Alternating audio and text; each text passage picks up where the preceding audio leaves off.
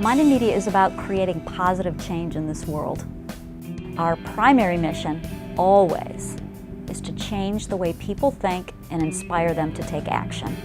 We're actually interested in that measurable change in your audience. So are they doing that thing that you want them to do? Are they learning something? Are they changing their behavior?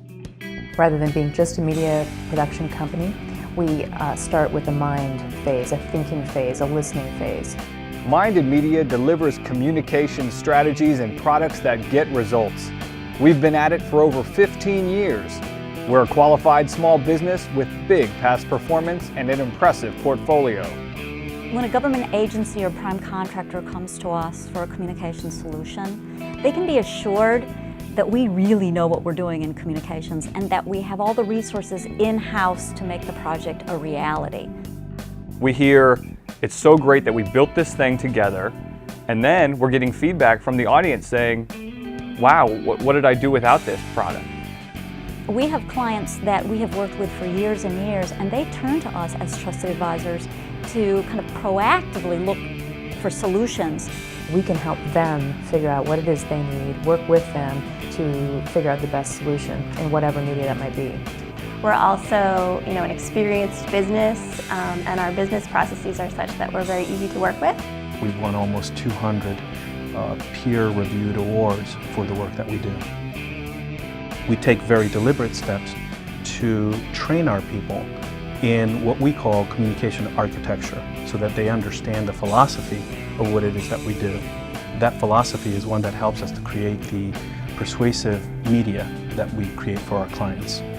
You can tell that Minded Media employees are passionate about what they do because it shows up in their work. I think as a client, when you come into Minded Media, you immediately grasp that this is an open and friendly environment. We are an organization that relies on teamwork. Coming to an environment where it's a little bit more laid back, it's more relaxed, helps us produce excellent products and programs. Find out how Minded Media can deliver results for your organization. We're ready.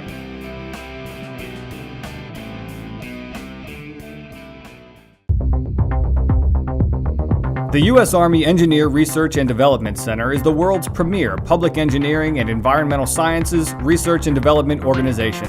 We are first and foremost a problem solver, creating innovative solutions for a safer, better world. We help solve the most challenging problems for the Army, Department of Defense, civilian agencies, and our nation's public good. We provide innovative solutions in military engineering, geospatial sciences, sustainable infrastructure, water resources, environmental sciences, and computational sciences. Innovation is a part of a long legacy at ERDIC. It's in the DNA of our organization. Our internationally renowned experts have developed an unprecedented body of innovative problem-solving knowledge.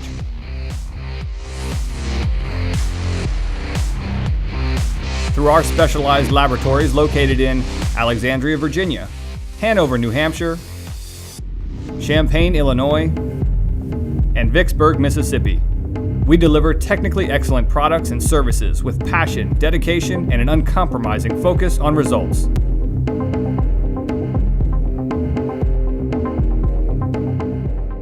Our geospatial tools provide battle planners and intelligence teams with real-time information for military operations.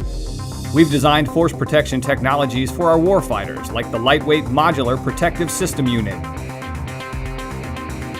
Monitoring system technologies protect our citizens and our buildings, bridges, dams, levees, and tunnels from terrorist attacks. Our environmental science research assists with contaminant cleanup and the recovery of endangered species. Through civil works and water resource research, we help strengthen both our military and our nation's infrastructure and economy. We help promote sustainable infrastructure and recycling efforts to protect the environment and save energy and money. Only one-of-a-kind facilities can support this kind of research, and these facilities host technologies that are the best in the world. We host the DoD Supercomputing Resource Center, which features one of the fastest and most powerful computers in the world. In addition, we manage all 5 Department of Defense supercomputing centers. Our scientists and engineers use these supercomputers to build models and simulations to analyze designs for high-strength nanomaterials, determine the effects of blasts on structures, and understand complex coastal environments.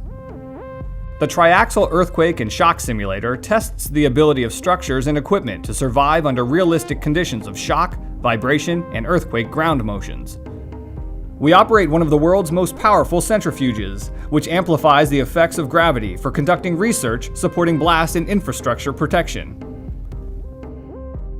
The full-scale levee breach and hydraulic test facility is the only one of its kind in the world that allows researchers to test innovative approaches to closing levee breaks.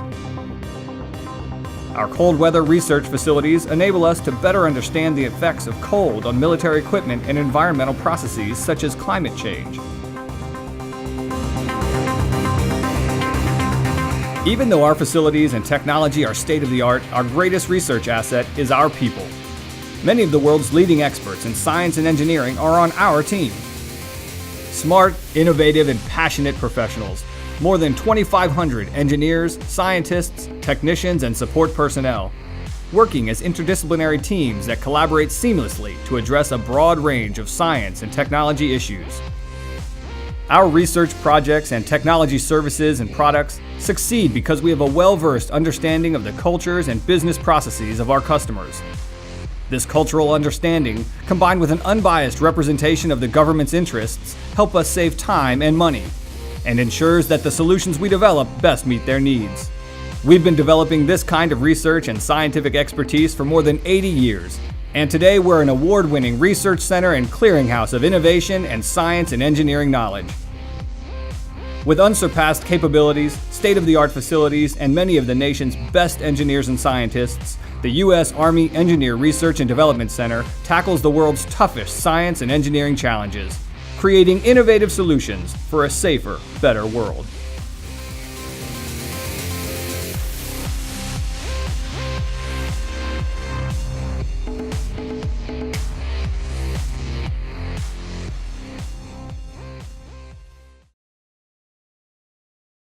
If it goes well, all points go to Bill. If it goes bad,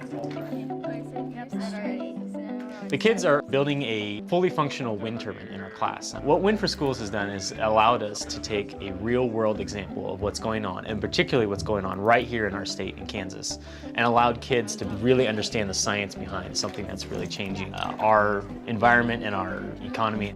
The Wind for Schools project was started so that children would get excited and would want to come to K-State and learn to be wind engineers. The primary task there was to build the workforce available for wind energy.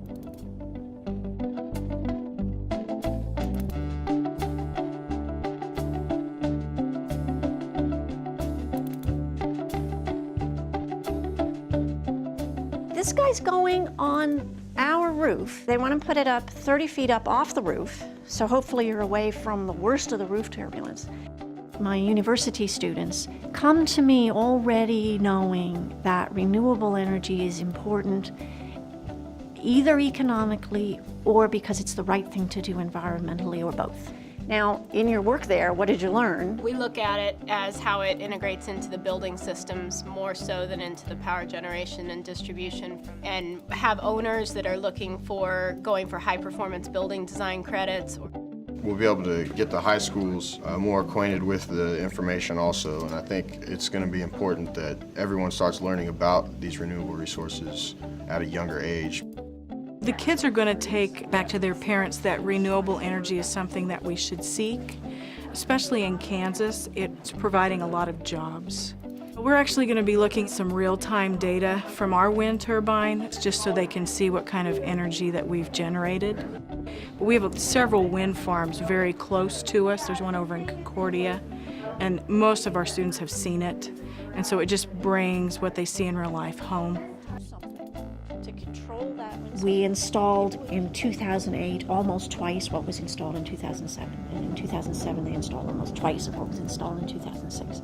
We're looking at a mature industry that is in a position to take off incredibly fast. I hope that they take the idea that this is something that's very real, and it's something that they can understand, and that it's something that is happening right here in our own backyard.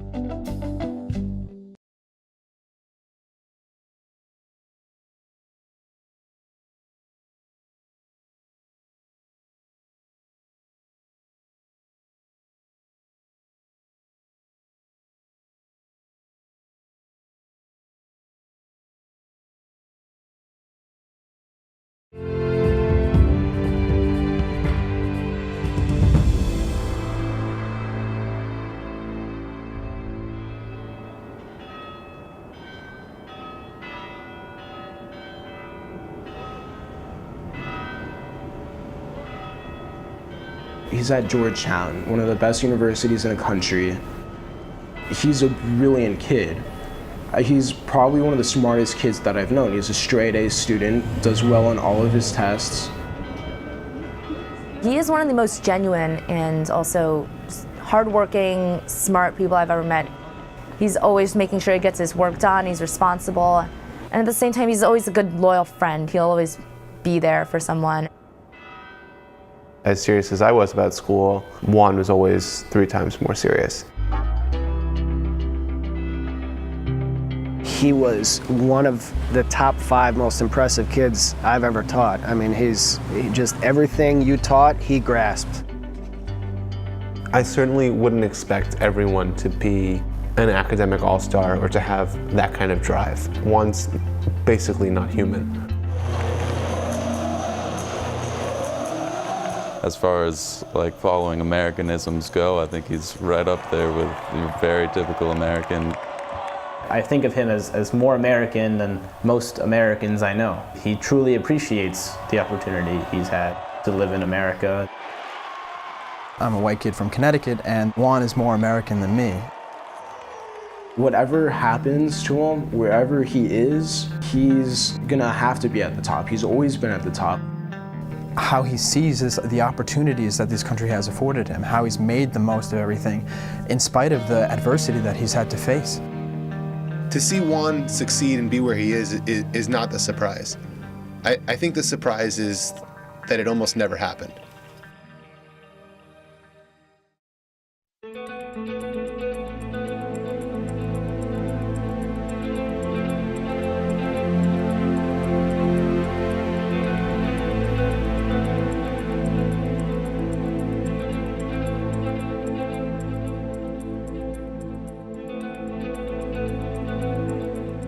It was over the summer, just graduated high school.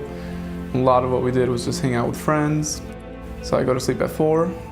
It seems like, I close my eyes and I open them once again and my dad's running around.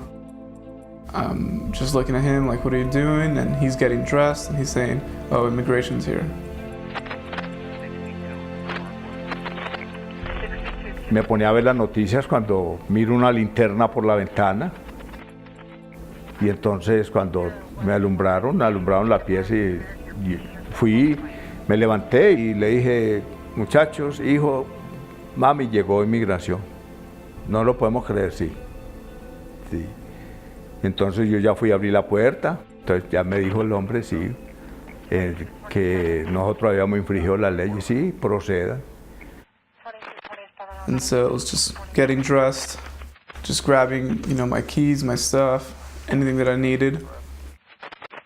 Recuerdo que me dieron muchos nervios, me dio por entrar al baño y llegó una policía y se me paró en la puerta del baño. Y le dije yo, ¿por dónde crees que me voy a escapar? ¿Y por qué me voy a escapar? Yo no soy ninguna criminal.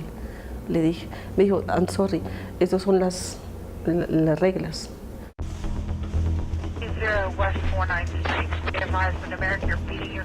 And at this point in time, we're all just, in an utter state of shock. Just really don't know what to say, have nothing to do. They put handcuffs on my father, my brother, and myself. My mother was there to watch. She was obviously tearing up.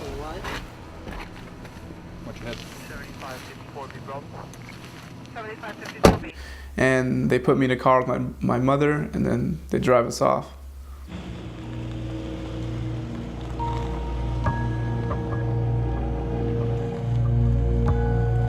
On the way there, I remember asking the officer, just to flat out, just to give me the truth, like, what chances do you think we have in staying here? And he said, I'm telling you right now, the best thing for your family is to leave as soon as possible. It's either this or going to the detention center, and people don't leave those with your status.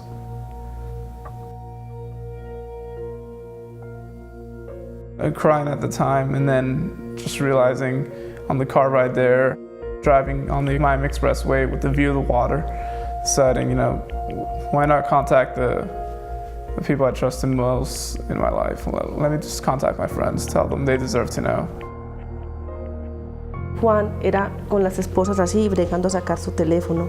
Y nada, yo se lo saqué porque a mí no me colgaba una esposa. Yo le saqué el teléfono y Juan le marcó a Scott.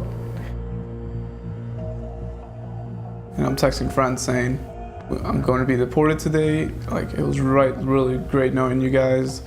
You know, sort of the final goodbyes. Nos llevaron a inmigración, nos llevaron a la 79 ahí en Miami. Nos tomaron huellas, nos procesaron, nos tuvieron todo el día haciéndonos preguntas. There's a phone available, so I'm talking to friends, just explaining to them what's happening. A lot of them are crying. My phone rang and it was Juan.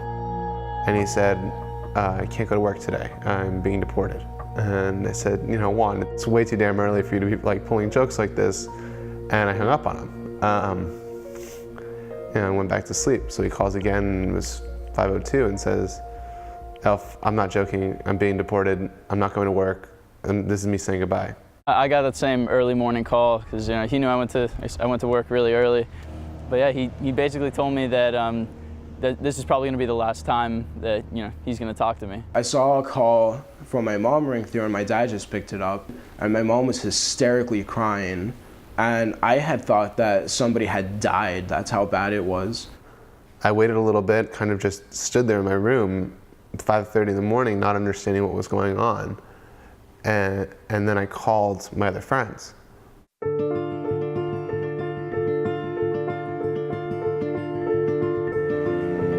A lot of the lawyers are telling me the same thing the immigration agent had told me. Usually, in most cases, families are in their home country by that night. It's that quick. You're going in there, you could be gone, you could leave the United States, not be back for 10 years.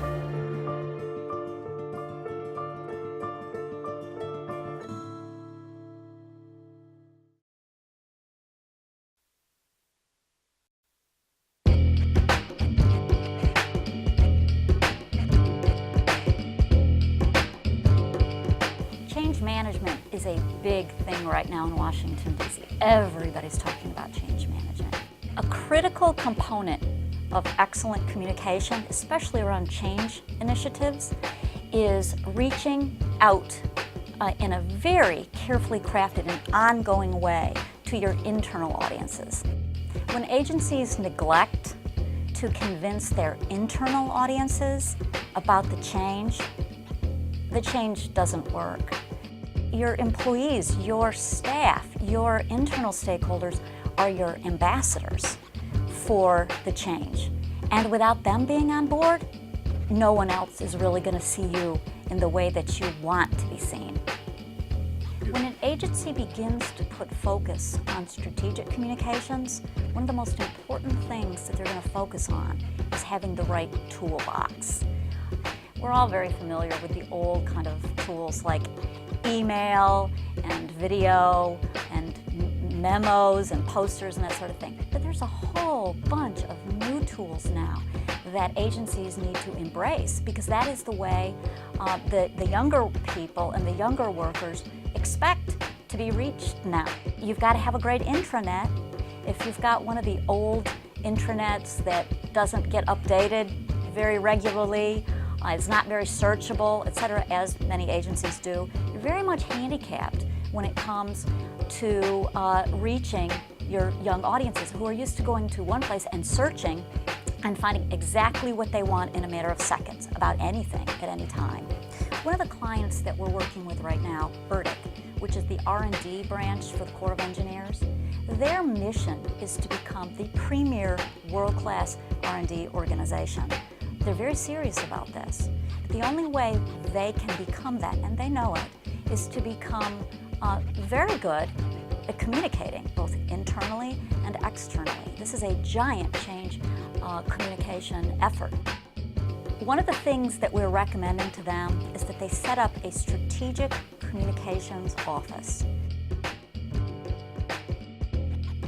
This is different than a traditional PAO, because a strategic communications office will help get out in front of the messaging, tie it specifically to the mission, show how all the initiatives, all the many initiatives that the organization is working on to make sure that the change is happening are effectively communicated and consistently communicated. It's important to recognize in communication, especially change communication, that you're not reporting final and getting there, finally arriving, because change is a process. There are so many things that you need to kind of let people know that you're accomplishing along the way. You need to constantly be communicating short-term wins, also major successes, and you need to be patting employees on the back who are your real ambassadors for change, who are doing all the right things that you want them to do and are truly representative of the organization that you are becoming. You can't just wait until the last minute when something has finally happened. Let's say you've gone through a 5-year change initiative, and at the end of 5 years you report, Yahoo! We finally arrived, we did it. It doesn't work that way. It's a process, and you have to be reporting all along and giving people a lot of inspiration and guidance as you go.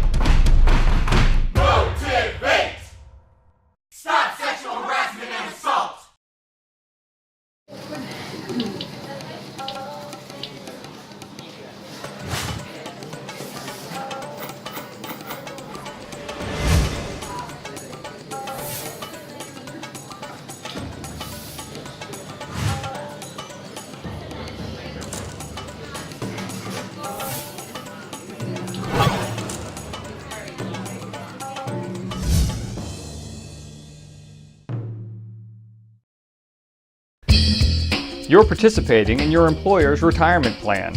Congratulations! You're an investor. You want to see your account grow.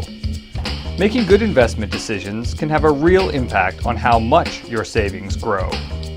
And making good investment decisions comes from making informed investment decisions.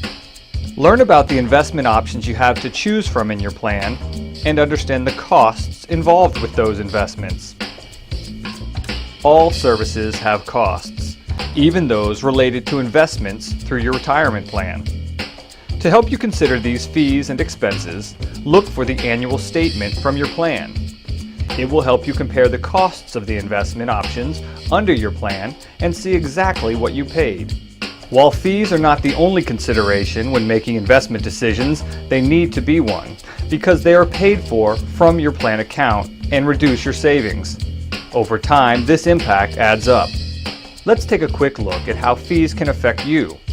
Assume that you're an employee with 35 years until retirement and a current 401k account balance of $25,000. If returns on investments in your account over the next 35 years average 7% and fees and expenses reduce your average returns by 0.5%, your account balance will grow to $227,000 at retirement, even if there are no further contributions to your account.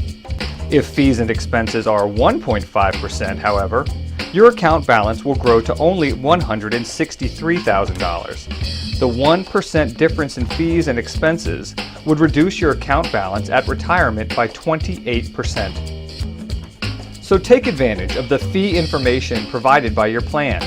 Be actively involved in your retirement account investments and make informed decisions. For more information, see the publication, A Look at Plan Fees. If you have questions, contact the Employee Benefits Security Administration at www.askebsa.dol.gov. Brought to you by the U.S. Department of Labor.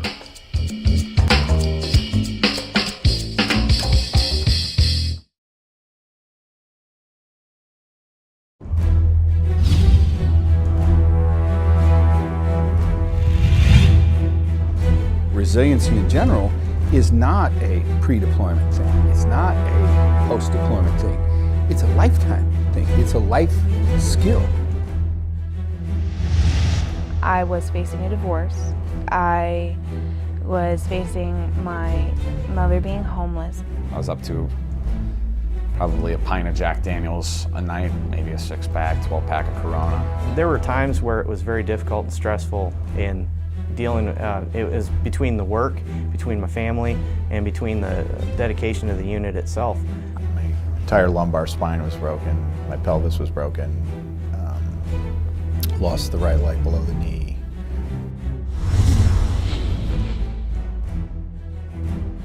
I don't know that this means that you're in this permanent state. I think maybe you're just having a moment.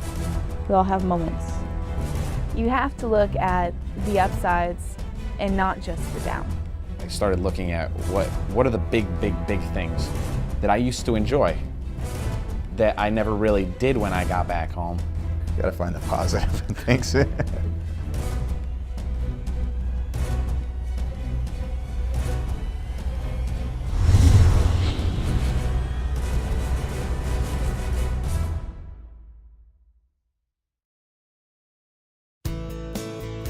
When I hear the phrase communication is moving fast, that means that people really have a lot to keep up with because the technology and the way we communicate is changing all the time. There are so many more technologies, so many more platforms, so many more tools available now to do that.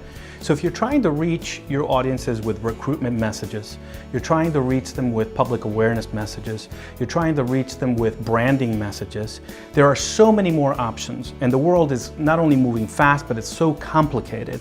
And that's why I think it's so important to reach out to experts who keep up with what's going on in the media. Are you sure that you really understand all of the technologies and all of the platforms at your disposal?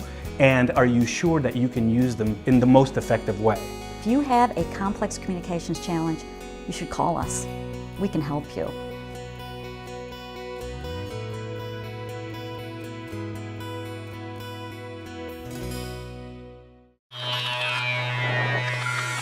ERDIC is dedicated to the highest standards of national security at home and abroad. We support military readiness by developing innovative solutions to military engineering and national security challenges. I'm director of the Military Engineering Business Area back in ERDIC, and I can tell you we're working to save soldiers' lives every day here in theater. ERDIC designs force protection technologies to help the soldier return home safely. Our world-class experts focus on solutions which increase protection for the soldier without requiring additional support to use or install. You think about the conflicts currently in Afghanistan, we have a lot of bases that are very remote. It's very hard to get supplies there. It's very expensive to take traditional construction material. Modular protective systems allow us to airlift and provide significant blast and ballistic protection to our soldiers. Previous technologies for protection required a lot of labor, manpower. If there was not engineering equipment available, the soldiers traditionally would have to just use shovels and shovel all the soil fill into something like a HESCO Bastion concertina. When you look at the new modular protective system, no soil is required. It's basically an expandable frame system that two people can pick up, carry around, expand, and then you add the addition of armor panels on the outside that can be tailored to the type of threat that's being faced in that environment. Through the past several years, we've focused our research a lot on rockets and mortars and the overhead threat. One of the things that has been very successful has been the overhead coverage systems that were in place in Iraq. This basically was designed to protect large facilities that housed a lot of people. And so if we can go in and put in solutions that can protect from either a direct hit of those weapons against the structure or even the near misses against the structures, then we're able to save a lot of lives. ERDIC helps our military access and maneuver in difficult environments. Our enhanced construction technologies and automated planning and design solutions help the Army deploy and build critical resources in weeks rather than months. These technologies play a key role in successful military operations and help save the lives of soldiers. We're really looking at how do we help get the soldiers to the fight, and once they're in theater, how do we help them move around? If you think about the U.S. Army, we very seldom fight on our own soil, so we always have to go somewhere. And so when you think about force projection, you have to load soldiers, equipment, tanks, supplies onto ships and airfields, and you need to take them places. So when we look at maneuverability, we've got a couple of good programs that we look at. One of the more interesting things is our lightweight modular causeway system. This is basically an inflatable bridging system, a pontoon system. Now, pontoon systems have been around for years, but by taking advantage of some novel materials and some interesting engineering, we're able to significantly reduce the weight of the structure and increase its ability to be transported. So that we actually have a bridging system now that you can transport by helicopter to just about anywhere. We've actually seen a lot of applications of this technology, of these floating instant bridges, for disaster relief. So if you think about a hurricane or some major event in which the infrastructure is totally destroyed, we now have bridging systems that we can actually deploy by air, drop them down to rapidly get emergency crews back into the area they need to be. In a lot of cases, we want to deploy by air and we want to land our C-17s and other large aircrafts in remote locations where we want to station troops. Our Joint Rapid Airfield Construction Research Program focused on how do you rapidly construct a fairly large airfield that was capable of landing a C-17. In this example, we actually used technology to show that we could actually build this airfield in a matter of weeks as opposed to 6 months. As we're starting to draw down here in Afghanistan, we'll need some of these facilities to start moving the thousands of pieces of equipment out from the theater back home. This is a landlocked country, so airfields are huge. Keeping them open and operational, using the technology you have back at ERDIC and we develop in the GSL is absolutely critical for this war fight. One of the things that the military engineering program and ERDIC bring to sensing is our ability to understand the terrain and weather effects on these different sensors.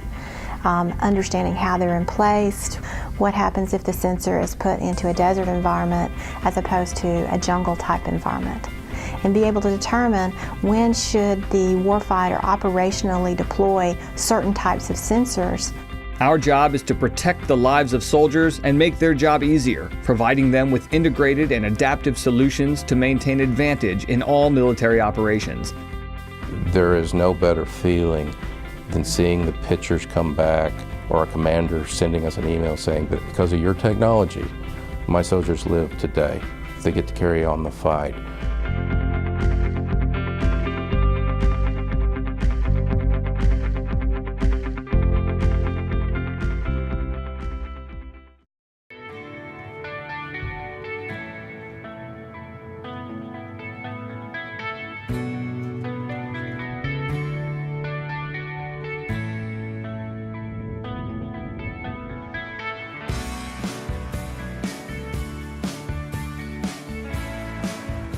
I don't think that any of us ever really thought about taking a cob and making it renewable fuel.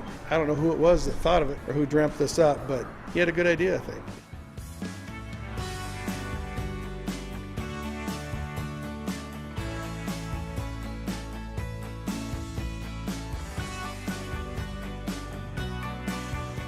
So I just think it's a great way for us to have another chance to get something that you're just leaving laying in the field and it's worth something.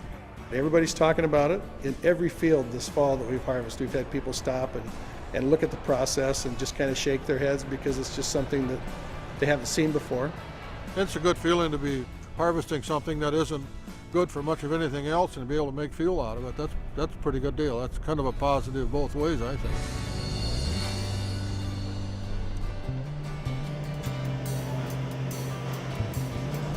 Making cellulose ethanol is obviously a new technology. We've been working on it for many years.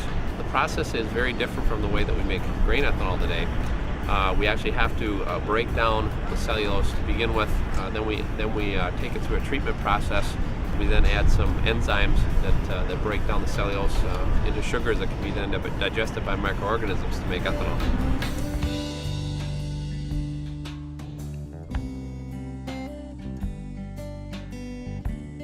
To think how that technology has changed from corn pickers back when I was young up to the combines and the cob harvest and the ethanol today, I think you're going to see technology change that's going to just boggle your mind.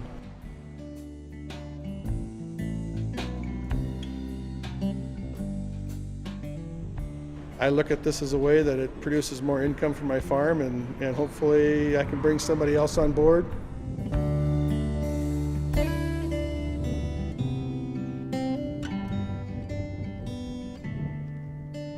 It's nice to see some people looking to come back to the farm.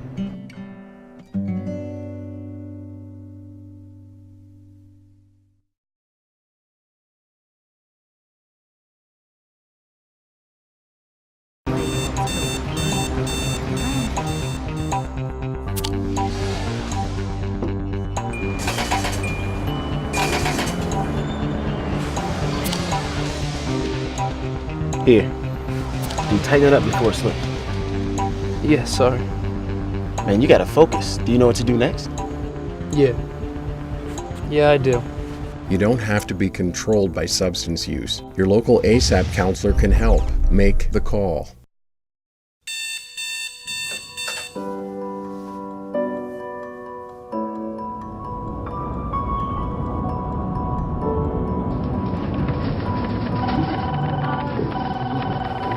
Isn't that Private Brown? He doesn't look so high. Hey man, you okay? You know you can get help for this, right? ASAP is here for you.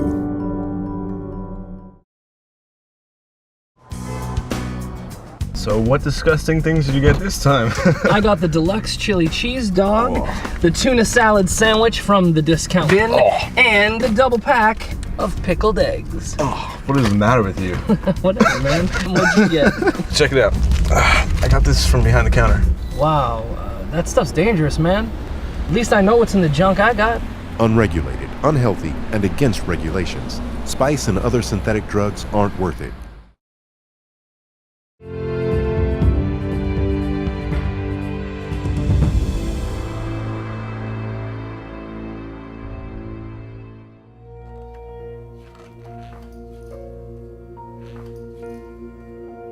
Helping this, I remember one of the first things I told my friends when I called them and I told them that I was getting deported was, you know, if they could go home and pick up some of my possessions.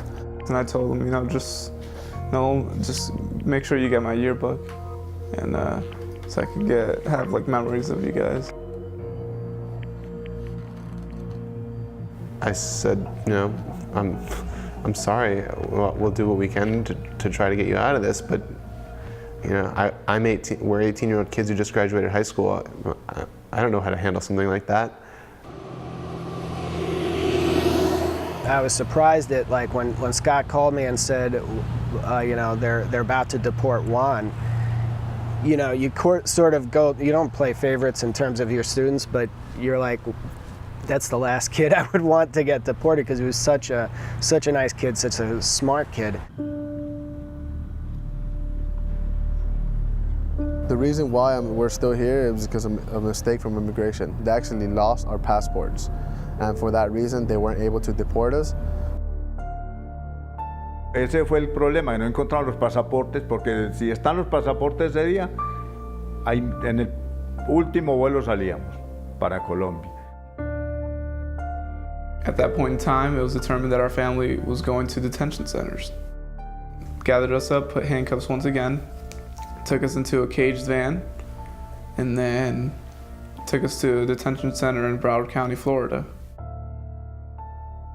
Recuerdo que nos metieron a un carro blanco, y el carro blanco por dentro tenía como una reja.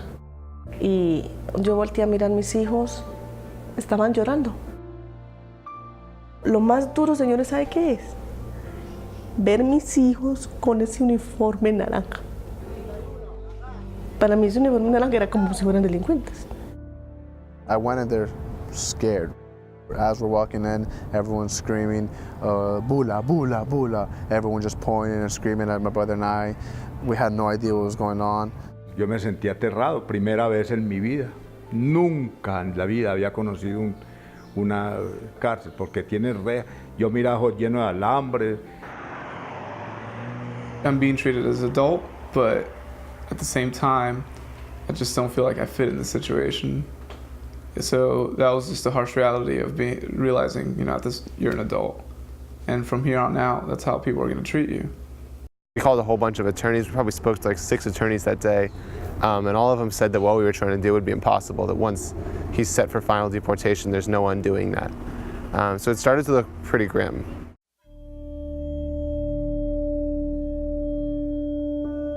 I remember when I first met Juan and Alex, I knew they had to be terrified. And I also knew that we faced a real uphill battle.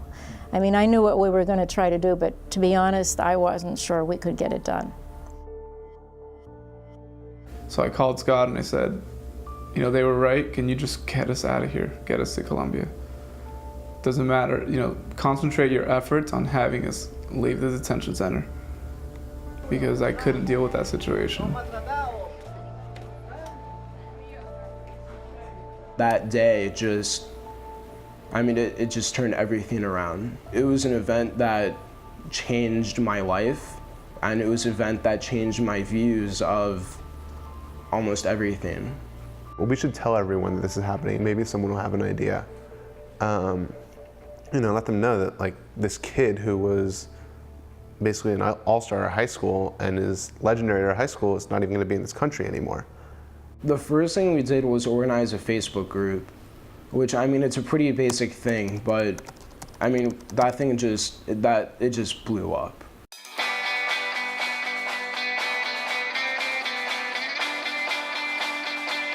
Our mindset was, let's do this, and what's the worst that can happen? And what went from 6 high school guys hanging out having lunch was now a local news story. This Southwest Miami-Dade home was filled with Gomez's friends on Sunday, all of them with Cheryl Little comes and speaks to us, explains to us, has us sign some documents. If you look at the statement that they gave me to give to the press, it's all about how America is the only home they know. They said we wanted to become the first dream children. And I thought, boy, you are the poster children for this bill. There's no question about that. He aced 15 advanced placement classes. He earned a near perfect score on his SATs, and he excelled in 5 in the afternoon or so, a picture of me flashes up on the screen. And then I see my friends reading letters in front of news cameras, right in front of our school, a couple of my teachers speaking, and just realizing, wow. He is so multi-talented, so skilled, so humble. Friends are gaining national attention at this point. Let me tell you, I've been here a long time. That weekend they meet with Representative Ileana Ross-Lehtinen. And they had said, look what's happening to our friends. They are really good students. They're wonderful guys.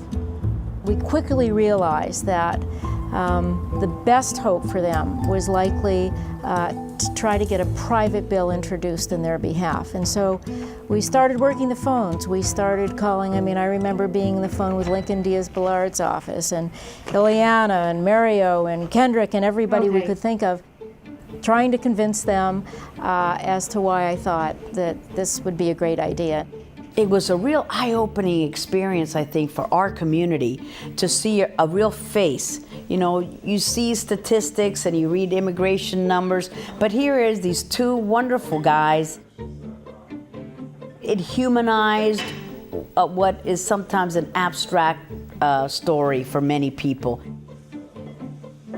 And she goes, if you guys really want to get something done, you have to fly into Washington, D.C. We were like, yeah, right, like that's gonna happen, like we're all gonna get on a plane. But we walked out of there and we go, well, why don't we get on a plane? Is anyone busy next week? And everyone was like, no, we can take the week off. We got the money, we paid for our plane tickets, and we were up there within 2 days.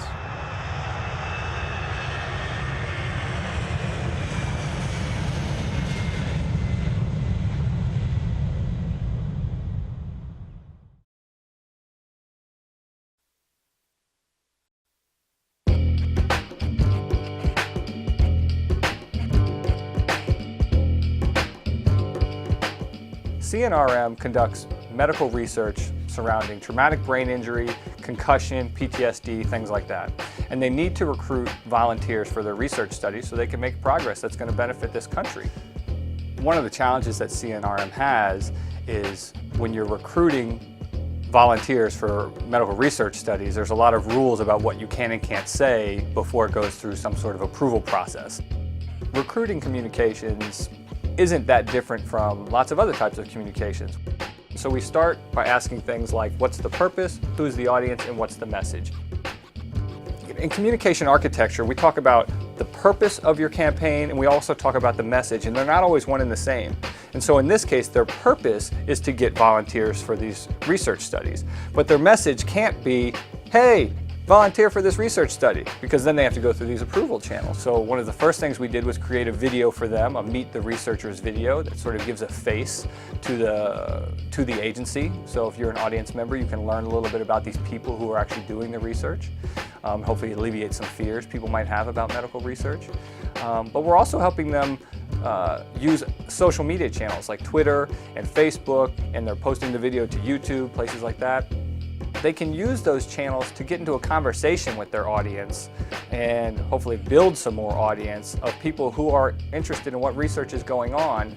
And then if we can get them to reach out to CNRM with questions about research, then CNRM can perhaps reach out to them about volunteering for some of these research trials.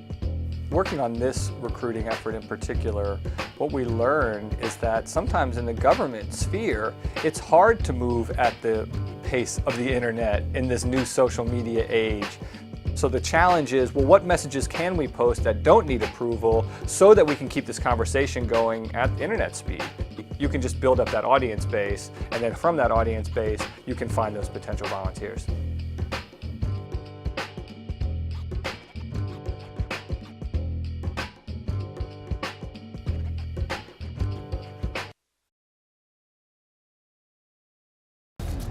Mind in Media has been working with the federal government for over 14 years. And during those 14 years, we've gained a stellar past performance record.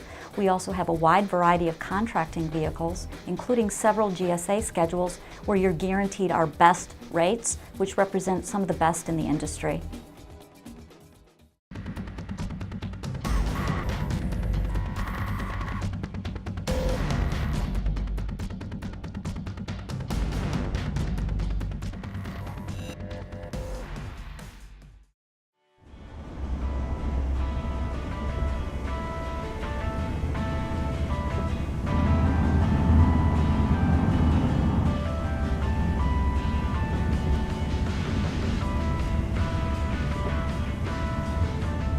And see, this boy right here suffers from an aggressive lack of overall self-motivation.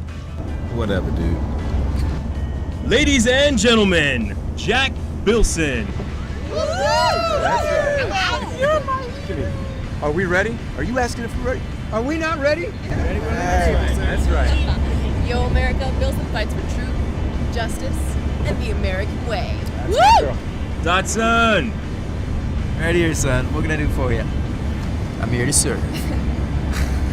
Lopez, why are you sleeping all the time? Is it because you're narcoleptic or because you're so old? No, bro. It's because I have a wife and baby at home in charge of my duty roster. So in my world, it's snooze or lose. Besides, fool, I'm only a couple of years older than you. Yeah, boy, you better watch your step. You in Wolfpack territory now. You ain't Wolfpack? You ain't shit! That's right. Wolfpack all day, baby! All day.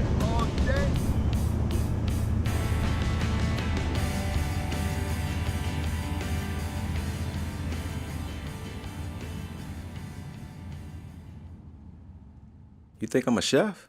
Nah, never been a chef or anything like that. Nope, it's a regular old frontline cook.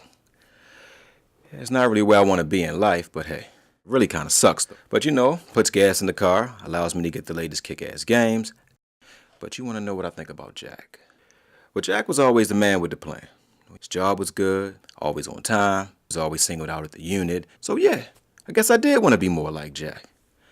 But I remember a few years in, that's when I started seeing it happening. He started having some problems with his family. Things was kind of rough on him, but he kept coming to drills and stuff on time. So I just thought everything was okay. Didn't really pay too much attention, you know? And yeah, I did hear about that, but not through Jack, which was kind of strange because we always used to talk a lot about his family and how things were going at home. But actually, I didn't see a lot of Jack during that time, except at drill, and he'd show up, do his thing, and then leave.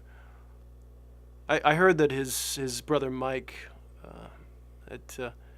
he had an especially hard time with it. You know, looking back on it now, I think both of them probably never really got over it. But look, we all face challenges. Take Amanda, my oldest. She's got a kid at school, giving her a hard time. But we're working through it as a family. We always do. There came a time, I think that, well, I don't think Jack had that anymore. And when you're facing tough times in life, it's hard to be alone. I can't imagine my life without the wolf pack. They're forever, dude. I guess that's why it kind of hurt when Jack started pulling away. Just a little at first, saying it was work and stuff, but it just kept on going. After a while, he didn't even bother making up excuses anymore. He just kind of poof.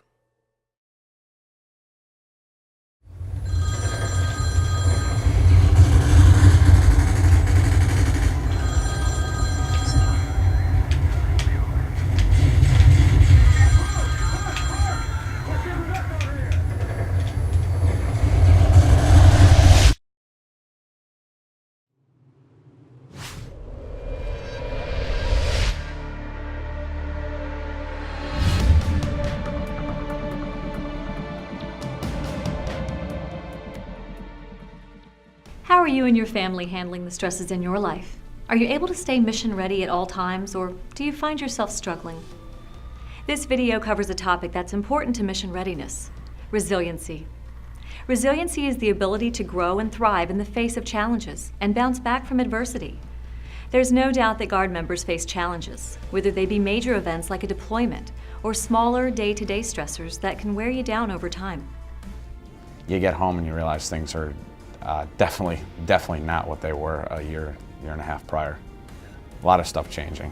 I mean, between family members losing their jobs, coming back home into that, trying to help out with that, dealing with your own friends, guys you went with, trying to keep close knit, and then going out and trying to find a place to live, come back to your job.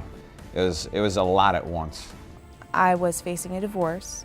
I was facing my mother being homeless. I was facing my sister losing her baby, and just all these stresses from home.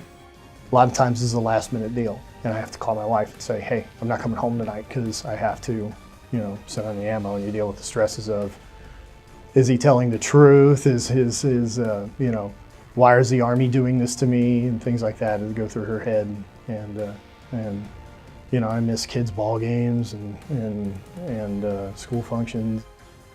Researchers that study resiliency have found that resilient people have certain things in common that help them get through tough times better than their peers, and those things can be learned.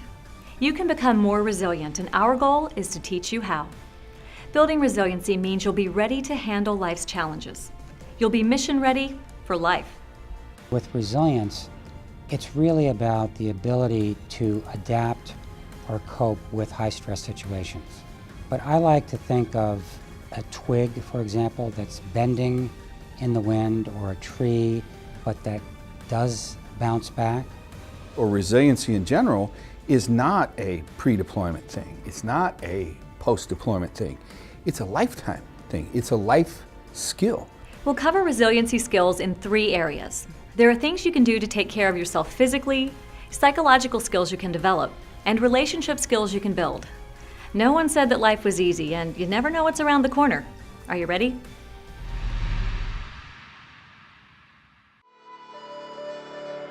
Taking care of your physical self is the first, most basic part of being resilient.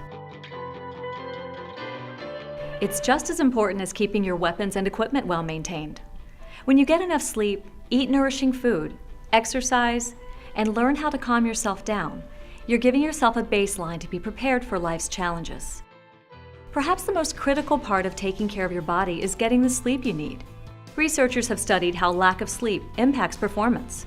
They found that 24 hours without sleep was equivalent to a blood alcohol concentration of 0.08%. Another study determined that for every 24 hours without sleep, performance degraded by 25%, and mental performance, like reasoning and decision-making, went downhill faster than physical performance.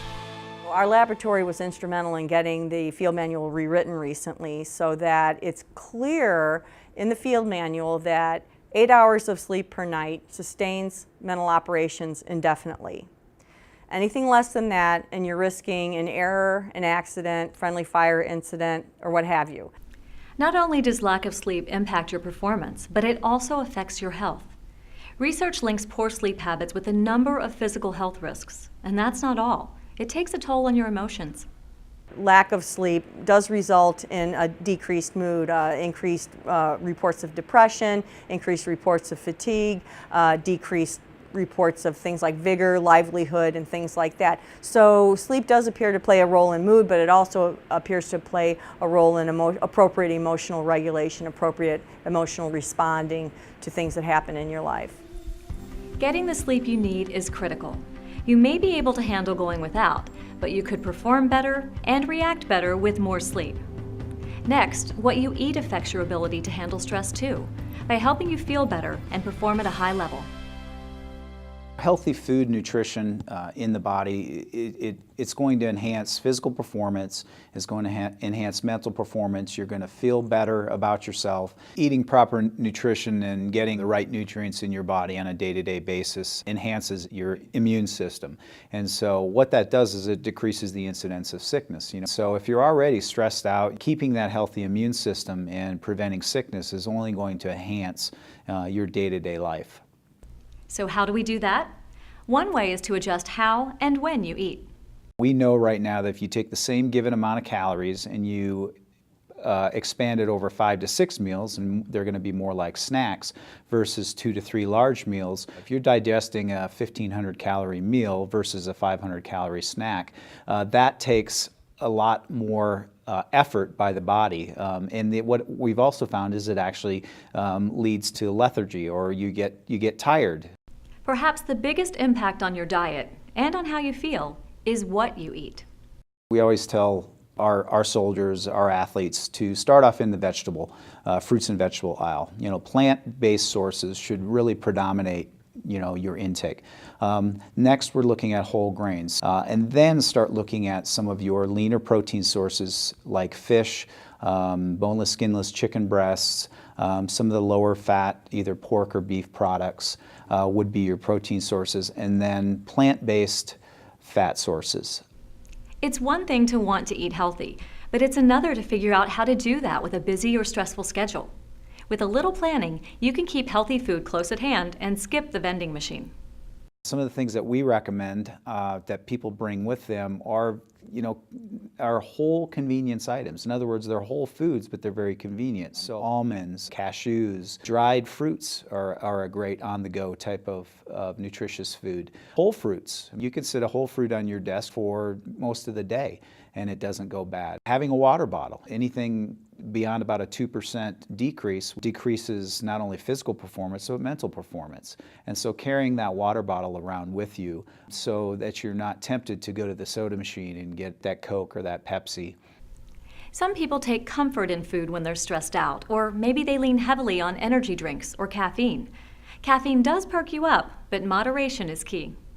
What we tend to see, especially with the prevalence now of these highly caffeinated drinks, is that you know, we have overused caffeine. It decreases your mood when used in excess. You start to have these highs and lows, and the lows, of course, you know, are decrease in performance, not only exercise performance, but also mental performance. A better method of relieving stress would be something like going for a long walk at lunchtime, something like developing an exercise program, because that's more long-term. These caffeinated drinks and these cigarettes and things of that nature, it's very short-lived. Overeating or using substances to mask stress or other feelings is called self-medicating and can do more harm than good. Changing what you eat can change the way you feel and how you handle stress. The same can be said about exercise. Minded Media is about creating positive change in this world.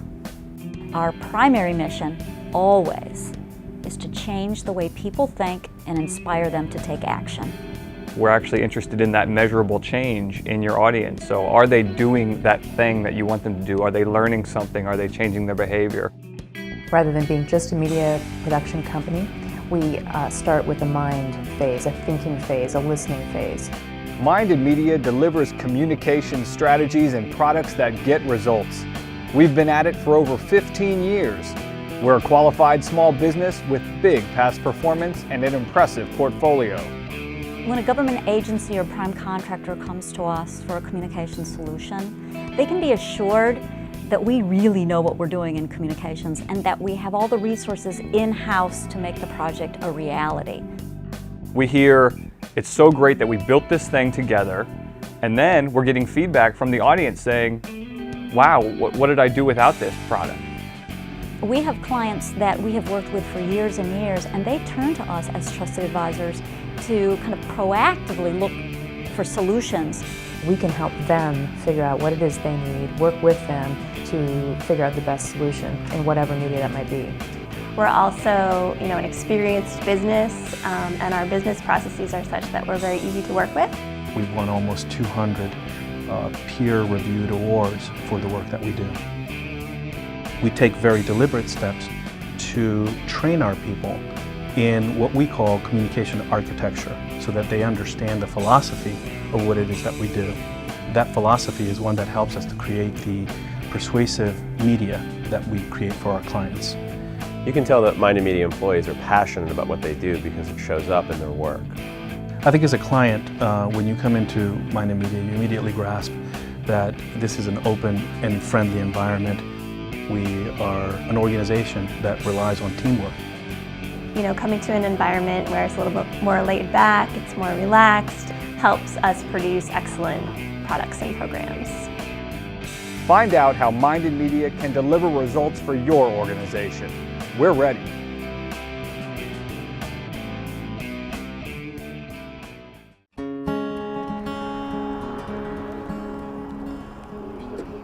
White Lakes is a very tight-knit community. It was built by the mining company. It's a company town. Most of the people in White Lakes are mining people. So it was a kind of a generational thing, working for first Erie Mining Company and then LTV when it changed hands.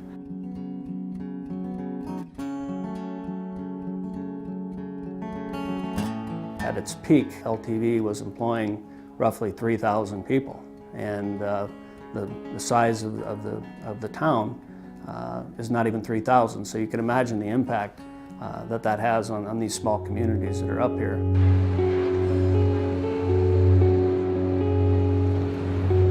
When the economy did this last turn, it was rough, wondering what you were going to do next, where you were going to go.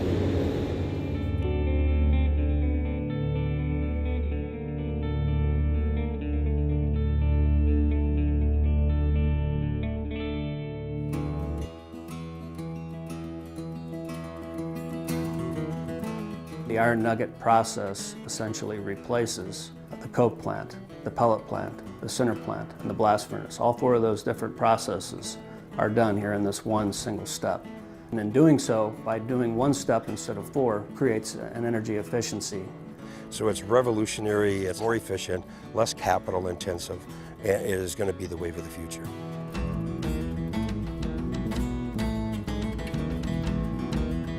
A lot of folks that that are employed with Mesabi Nugget. Their fathers, grandfathers, cousins, uncles were involved in this facility, the LTV facility, prior to becoming a Nugget facility.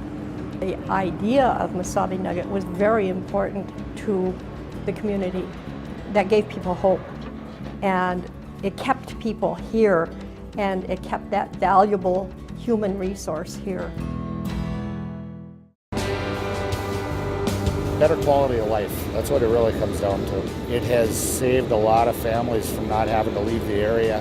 Without this industry coming in brand new like it is, there'd be a lot of displaced workers. Kids would be uprooted. This industry here has really helped save my kids and family. We're able to put food back on the table again. Without having a job out here, I wouldn't be able to do that. Most of the people in White Lakes are mining people. That's why to have projects such as Mesabi Nugget establish themselves in White Lakes was just a godsend.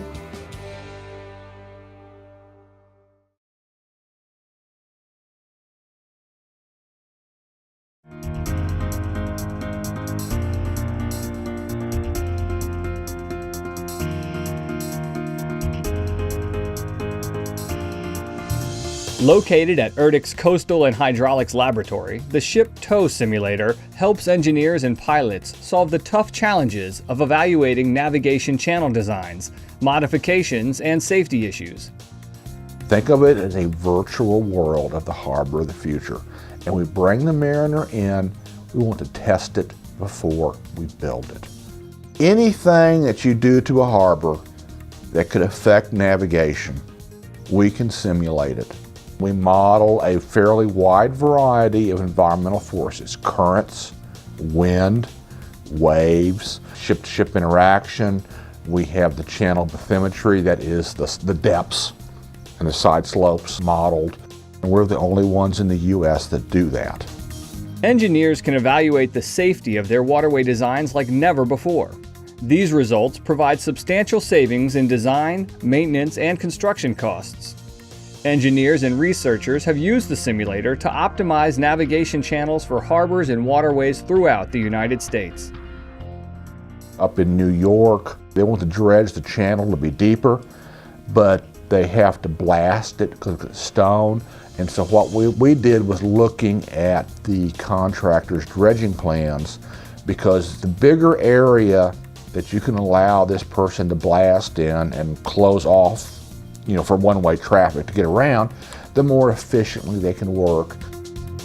Using the simulator historically has saved projects many times the cost of the study through improved construction techniques, and reduced risk to the project by improving channel design for efficient ship operations.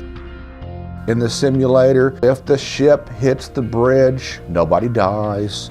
No cars go off the bridge thinking the bridge is there. There's no oil spill. It's a matter of let's go back and use what we learned and modify it. We want the safe channel that's optimally designed.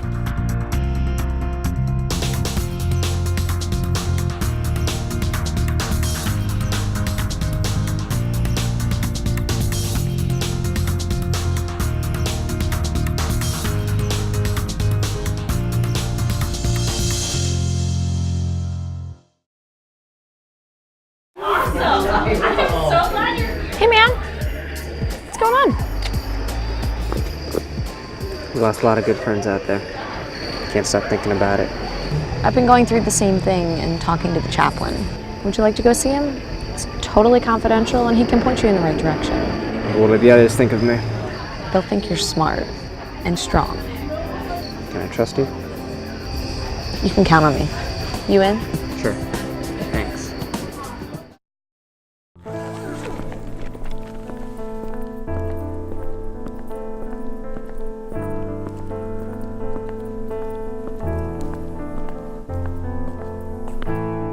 These soldiers died this year, but they didn't die in combat. They died by suicide, and every one of these losses was preventable.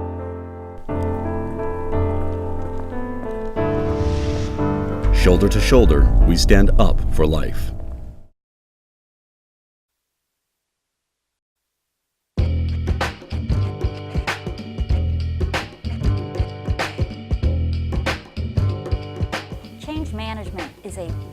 happening right now in Washington, D.C. Everybody's talking about change management. A critical component of excellent communication, especially around change initiatives, is reaching out in a very carefully crafted and ongoing way to your internal audiences. When agencies neglect to convince their internal audiences about the change doesn't work. Your employees, your staff, your internal stakeholders are your ambassadors for the change. And without them being on board, no one else is really going to see you in the way that you want to be seen. When an agency begins to put focus on strategic communications, one of the most important things that they're going to focus on is having the right toolbox. We're all very familiar with the old kind of tools like email and video and memos and posters and that sort of thing. But there's a whole bunch of new tools now that agencies need to embrace, because that is the way the younger people and the younger workers expect to be reached now. You've got to have a great intranet. If you've got one of the old intranets that doesn't get updated very regularly, it's not very searchable, etc., as many agencies do, you're very much handicapped when it comes to reaching your young audiences who are used to going to one place and searching and finding exactly what they want in a matter of seconds about anything at any time. One of the clients that we're working with right now, BERDIC, which is the R&D branch for the Corps of Engineers, their mission is to become the premier world-class R&D organization. They're very serious about this.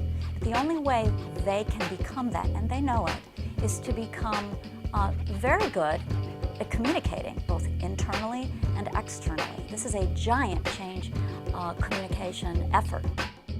One of the things that we're recommending to them is that they set up a strategic communications office.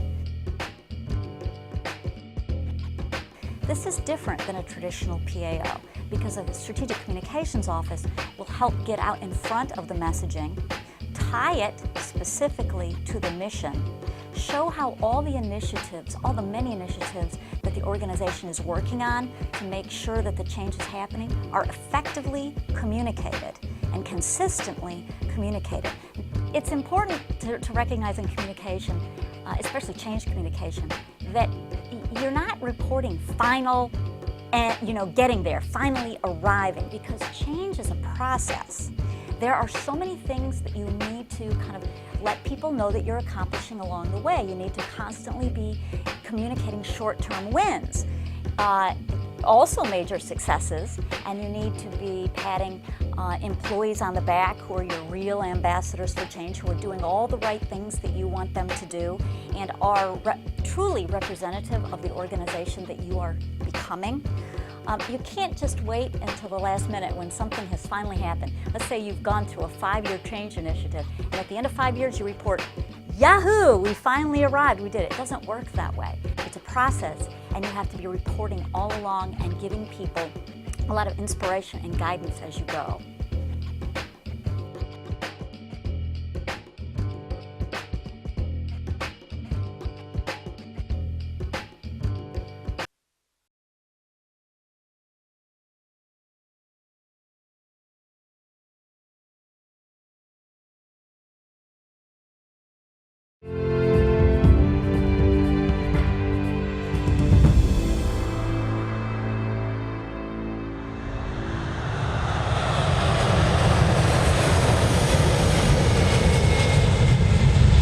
Going into Washington, D.C., we had a full schedule of interviews and plans to talk to representatives in the congressional buildings, congressional offices.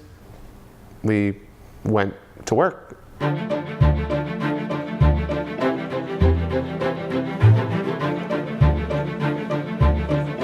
And when we weren't busy, we were making ourselves busy, just going into random offices. We were being moved around from CNN to, CBS, from interview to interview. Then tomorrow we're scheduled to meet with whoever will give us an ear and sway those that are on the fence to the supporting side and those that are on the supporting side. We didn't even have enough people to send to interviews. We were turning interviews down. And then we'd spend the rest of the day on the Hill, going office to office, trying to secure appointments, trying to get something worked out where we can just share our story with more people and see if there was some way to get Juan to stop being deported. When we had the conference call on Friday, and I said, come on up and lobby on behalf of the Gomez boys, but also... Our goal was to really express how important this was to us personally, American kids who had taken all these freedoms for granted all our lives. In almost every case, the persons I spoke to understood that Juan and Alex really shouldn't be deported. We knew that we were going to have to try to get a senator to introduce a private bill on their behalf. It's very difficult to get a private bill actually passed and become law. In the Senate, if you introduce a private bill on behalf of someone, that freezes the deportation process. And so you don't want to do this very often, because how do you distinguish between cases that come to you?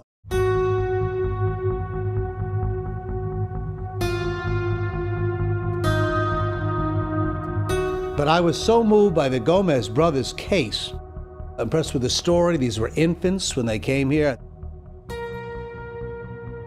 And the idea that we had reached a point in our lives where we pack up children and send them back to their country of birth, regardless of the age they had come, it made no sense to me. All the advice I got was, don't do this. Politically, how are you going to explain this? And I thought, well, if I can't explain this, then what am I doing here? I thought if I explained it to anybody, that any rational human being listening to the story of these young men would arrive at the same conclusion that I did. They ought to be allowed to stay here.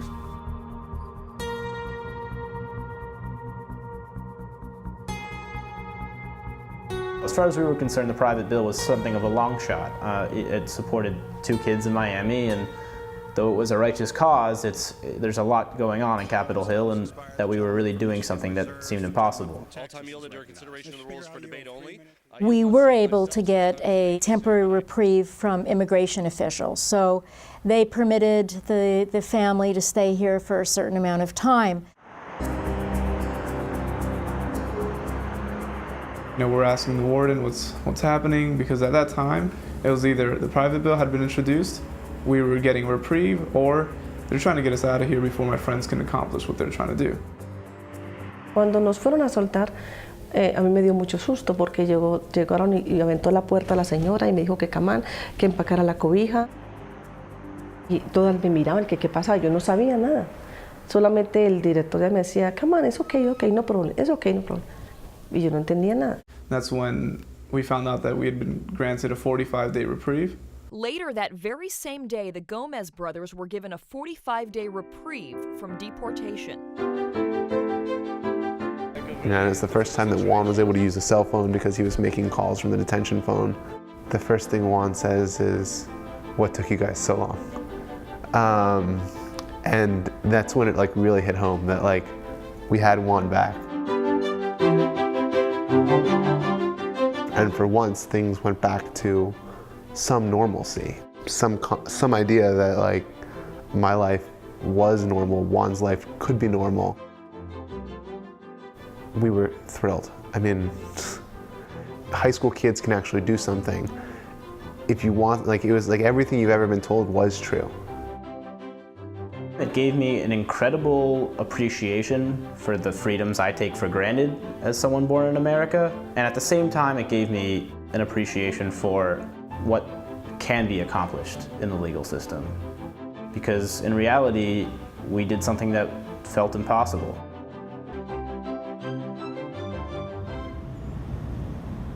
Right after we were granted the reprieve, my parents pursued reopening their case, the asylum case, because that was their best chance to stay in the country. And then my brother and I worked to find some senator, someone who would be responsive, someone who would introduce the bill, giving us 2 extra years. All those in favor say aye. Those opposed, no.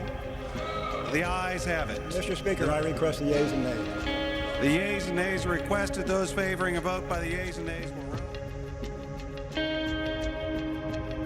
Cuando yo llegué, estaba Alex y Juan en el cuarto. Y cuando el abogado nos dijo eso, entonces le dije, hijos, ¿nos van a separar? Y ellos me abrazaron. No sé. Nosotros le dijimos, hijo, hasta aquí llegó papá.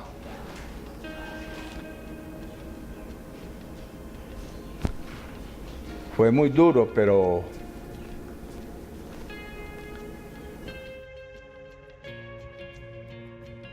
it seems like I'm not going to be able to see my parents for a while, and it's getting things rolling to prepare to live on my own. Pretty much realizing, you got to grow up fast because you're not going to have your parents anymore. Y Alex parecía un conejito asustado. Entraba al cuarto, me miraba mamá, me daba un beso, se iba. Entraba, se iba. One thing I regret is we just didn't have any time for any last minute goodbyes with my parents, spending any time with them, because it was seriously 20 hours a day just figuring out what we were going to do, how are we going to live for the next 2 years without our parents.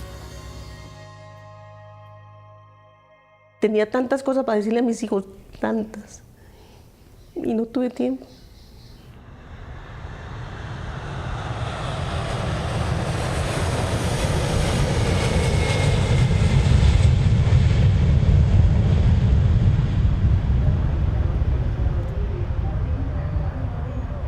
We get to the airport. It was the longest walk from the parking lot to the actual terminal. It was just us looking down. At this point, we have tears.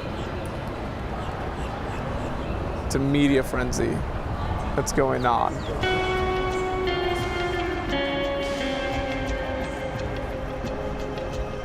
Partly, I'm gonna miss you guys, obviously, but then partly it's just reassuring them, Mom, Dad, we can handle this.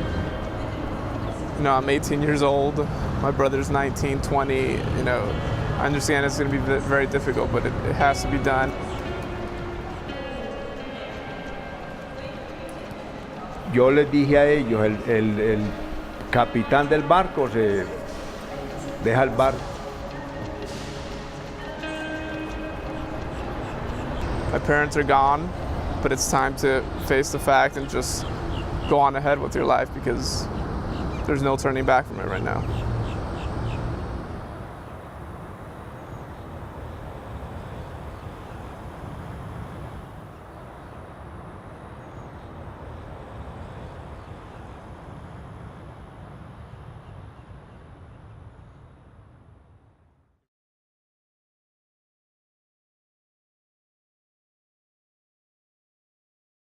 Certainly the good news is that we have therapies that work, and it is a treatable condition. And the biggest predictor of what is going to work is how much you're going to put into it. So it needs to be something that makes sense to you.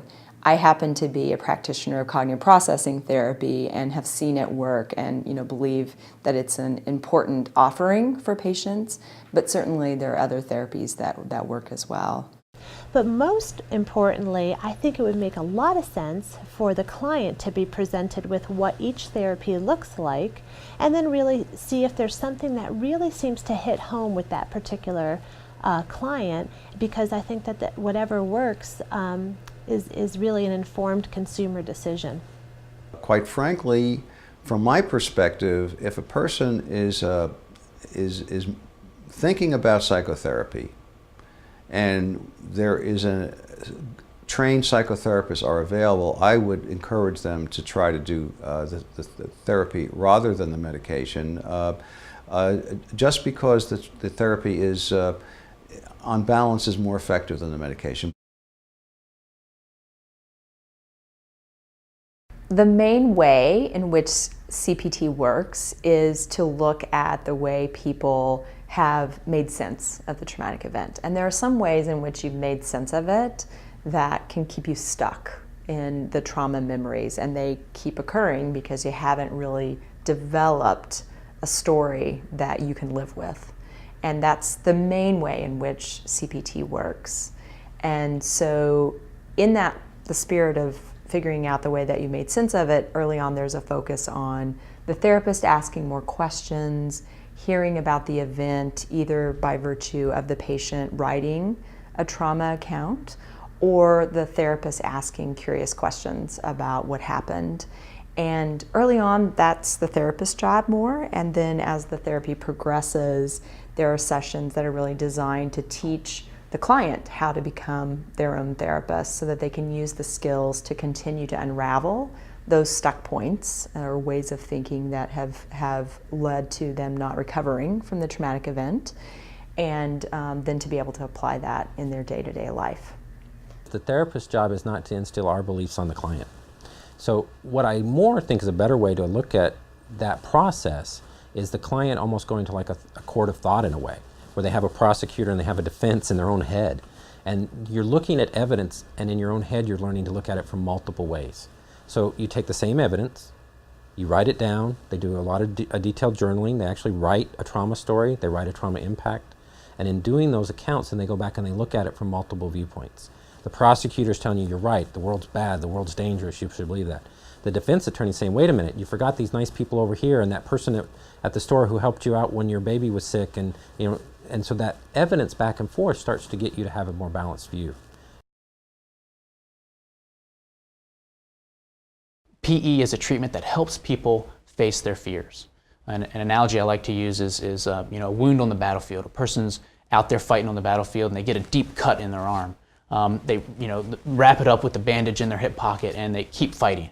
And after the battle, they go back to the base and they have this wound. It's a deep gaping wound with a field bandage on it, and there's a lot of dirt and a lot of grime in there that can get infected. And a person has to decide what they want to do. Do they want to take the bandage off and clean it out, or do they want to leave the bandage on and take their chances that it will heal on its own?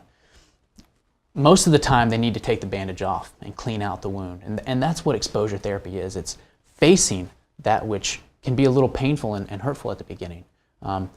But it's a treatment that helps a person do that at their own pace.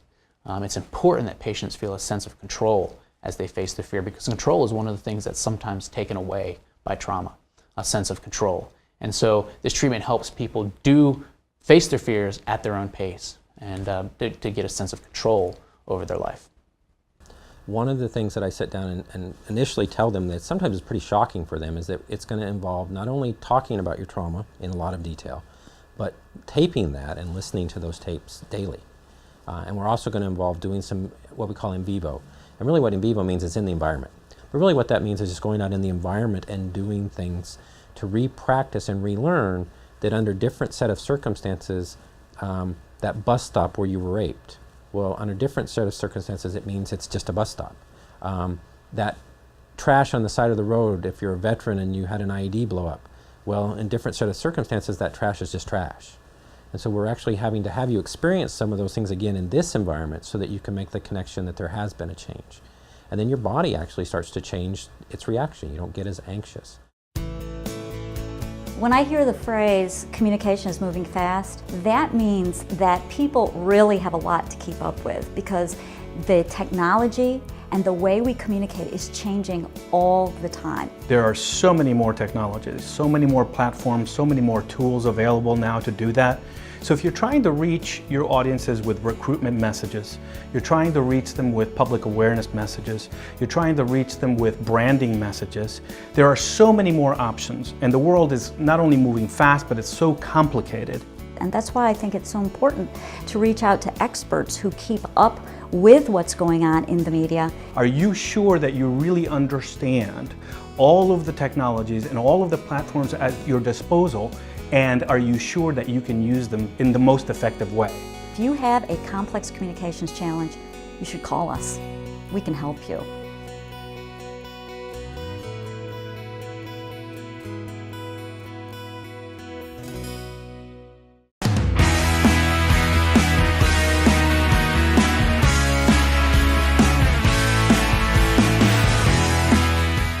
For over 100 years, the University of Southern California's Racine School of Education has been one of the world's premier centers for graduate study, and we are proud to offer a Master of Arts in Teaching program delivered online.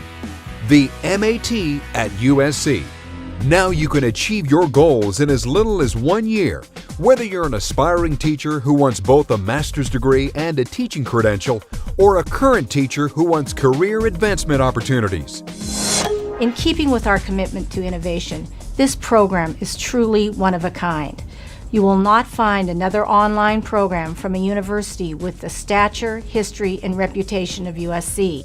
The MAT at USC is changing online education, linking innovative multimedia platforms with USC faculty, curriculum, and valuable classroom experiences. The USC faculty came together to develop this program with a really clear vision of the types of teachers we'd like to produce and also the kinds of schools that we'd like to help prepare teachers for. The MAT at USC program creates an interactive and collaborative learning experience where you can participate in interactive lectures, real-time group meetings, interact with peers and professors through social networking, and even post your own student teaching experiences. The online platform is going to give us a chance to utilize multimedia in a way that makes preparing teachers effective, and maybe even more so than the way we've done it in traditional ways. With the MAT at USC, you can take advantage of financial aid opportunities, including our innovative grant and tuition reimbursement programs, substantially reducing the cost of your education. Plus, you'll receive the tools and resources needed to apply for your teaching credential. You'll also join the esteemed network of USC alumni as a member of the Trojan family, no matter where you live. Our program through the University of Southern California connects you to alums wherever you happen to be. When you've completed your MAT at USC online program, I know you will be fully prepared to make a positive difference in the classrooms and schools in your own community. I wish you much success. MAT at USC, a Master of Arts in Teaching delivered online. For information, visit mat.usc.edu or call 888-MAT-1USC. In 2007, we had this massive tornado that came through Greensburg. Words can't even begin to describe what it was like to just see everything flattened. It measured nearly 2 miles wide. It was an EF5 tornado, which is the strongest possible. It took a path that basically destroyed 90 to 95% of the community. You know, before the tornado, Greensburg, a very typical rural town in western Kansas, you know, a small town, about 1,500 people. We had to clean it up. We've talked a lot about green, and green basically developed out of a sense of what do we do next. This one we knew called for an organization that was just devoted to rebuilding the town back green. And at that point in time, we began to educate ourselves. We brought in some green planners, we brought in some green architects. We're going to put the green in Greensburg. We're going to do it right. When the tornado came through town, through the middle of town, there was only 3 structures that remained standing, one of which was the grain elevator. This is the Silo Eco Home. It pays homage a little bit to that structure which, you know, remained a beacon of the town after everything else was flattened. This home has a cast-in-place concrete structure which gives it added stability. It has extremely efficient windows. It has many sustainable materials. The flooring is bamboo, which is a rapidly renewable resource. After this tragedy, when people had so much on their plates anyway, that to get them to consider how they might build more energy efficiently or greener was a daunting task. But these people were really up to it, and in fact they met the challenge with great enthusiasm. There's just been a remarkable number of model buildings built back. Of course, the city buildings, City Hall, the business incubator, those are LEED Platinum buildings, which, again, a huge accomplishment in a little community like this. They're wonderful buildings. They're aesthetically very pleasing. They function extremely well and very energy efficient. This is the 547 Art Center in Greensburg, Kansas. It has a lot of sustainable features, most notably the 3 wind turbines outside that produce energy for the building, and also solar panels on the roof. Any extra energy we can sell back to the grid. Even though the wind's not blowing terribly hard today, we are making extra energy and selling it, so we're getting credit right now on our bill. There's a lot of recycled materials that went into the construction of the building. Most notably, all the wood siding on the outside is reclaimed lumber. And also the glass on the outside. That glass blocks the UV rays from the sun and protects all the wood siding from sun damage. The incubator building is a very similar case. It has photovoltaic cells on the roof. It has reclaimed brick, high efficiency windows, motion sensored LED lights throughout, as well as an extremely efficient heating and ventilating system. The wind farm is about 5 miles southwest of Greensburg, and there will be 10 turbines that are going up. Those 10 wind turbines will have the capability to power up to 4,000 homes, which more than includes Greensburg. Makes complete sense in Greensburg, where wind destroyed the town, to have wind help rebuild it. My community is different. It's sustainable, it's green, it has an opportunity unlike it had before, so that we can truly thrive in the future. Greensburg can come back stronger, bigger, better than ever, and that's pretty exciting.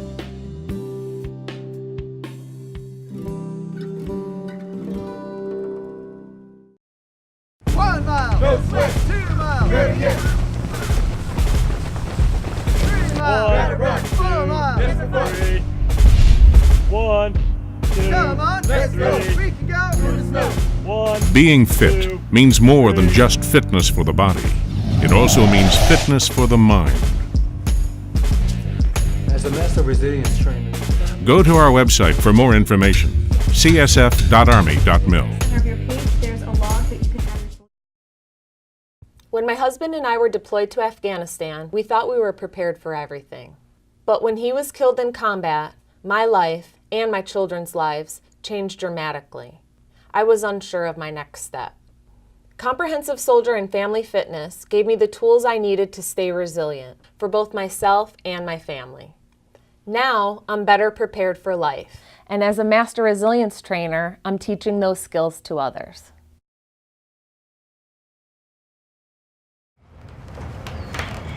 I'm gonna go meet a friend for a run. I'll be back in a few hours. Bye, Dad.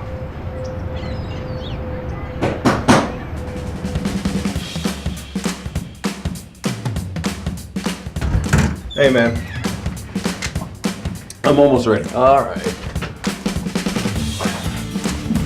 Sorry I overslept. I was up late reading about this new workout regimen I found on the web. Finally ready.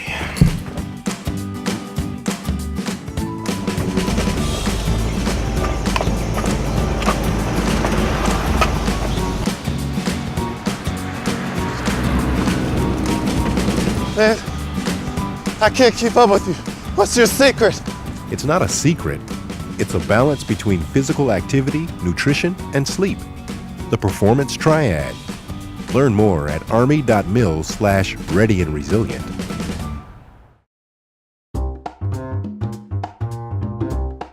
What do you want your retirement to look like? The secret to a successful retirement is to begin saving early. Time is on your side. Start now, even if you have to start small. Consider using automatic deductions from your paycheck to your retirement account. This keeps the money you budgeted for your retirement from getting spent on other things.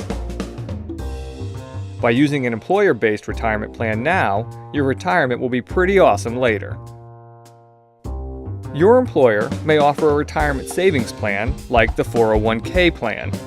In this type of plan, the amount you have at retirement, or to pay for your retirement, will depend on how long you participate in the plan, how much is invested, and how well the investments do over the years.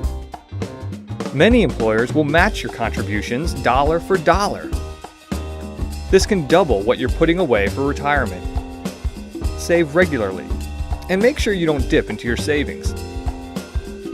Retirement is more fun when you plan and save along the way with your employer-based retirement plan. Get started. Visit DOL EBSA for more information on making your retirement look great.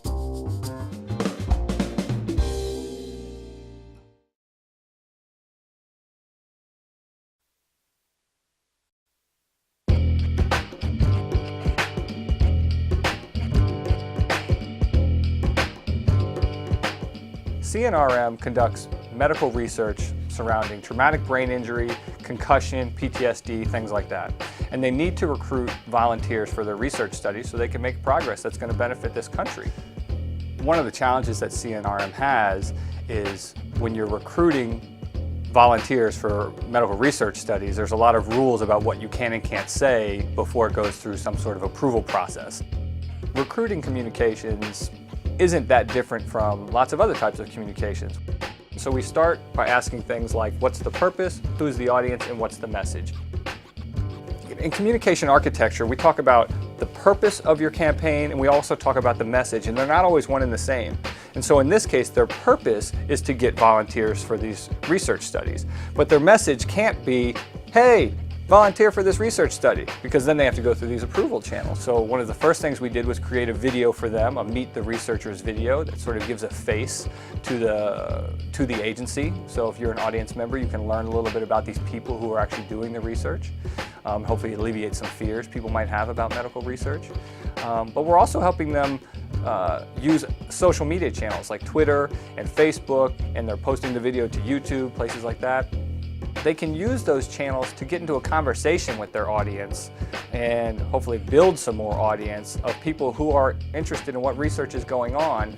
And then if we can get them to reach out to CNRM with questions about research, then CNRM can perhaps reach out to them about volunteering for some of these research trials. Working on this recruiting effort in particular, what we learned is that sometimes in the government sphere, it's hard to move at the pace of the internet in this new social media age. So the challenge is, well, what messages can we post that don't need approval so that we can keep this conversation going at internet speed? You can just build up that audience base, and then from that audience base, you can find those potential volunteers.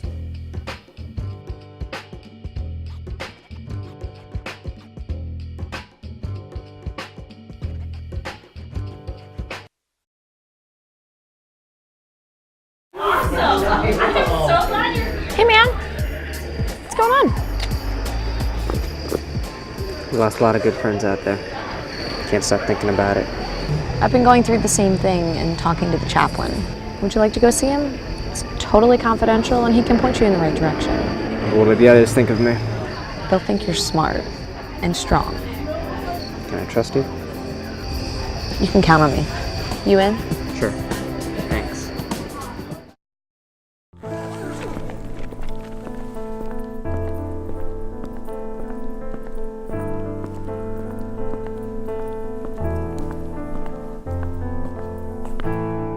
These soldiers died this year, but they didn't die in combat. They died by suicide, and every one of these losses was preventable.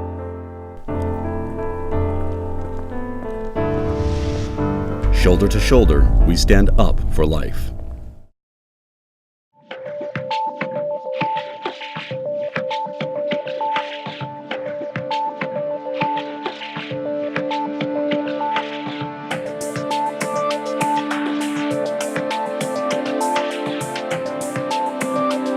The mast-mounted deployable LiDAR system is a unique, rapidly deployable sensing capability built by ERDIC engineers. It provides the warfighter and emergency teams with real-time, three-dimensional topographic and threat information of the surrounding area. LiDAR provides us a way to gather information about the environment that is more realistic than two-dimensional photography. The Corps of Engineers uses LiDAR in precision surveying and precision measurement. We're kind of turning that on its head, using that range capability, but we're also using it as a remote sensing capability. A LiDAR takes a 360-degree view and creates a three-dimensional model of the environment. So if you do consecutive scans with the LiDAR, you can get information about things that have moved in the scene, people, vehicles, things of that sort. We had the idea that if you put it up on a mast, a good 30 feet in the air, you collect near airborne quality data, and you wouldn't be spending nearly as much money in the long run. This innovative platform also offers a further cost savings by reducing logistical costs of getting equipment and technicians onto location. We were looking for a capability that would allow us to travel to places, have all of our instrumentation on board. We can drive out to anywhere. We can deploy the mast, stabilize it with our paracord to the ground, and seconds. Turn on the scanner and start collecting data. It's pretty easy. It would take us about 15 minutes to arrive on a scene, deploy the mask, have everything set up and turned on, and start collecting data. We're trying to put pieces together that have pretty much already been developed, but mold them into a shape where we're applying them to base security. We're using it as a way to augment a capability that the warfighter needs, a deployable capability. We're not inventing anything new per se, but we're inventing a new way to use it that can help bring a little bit more security to the bases.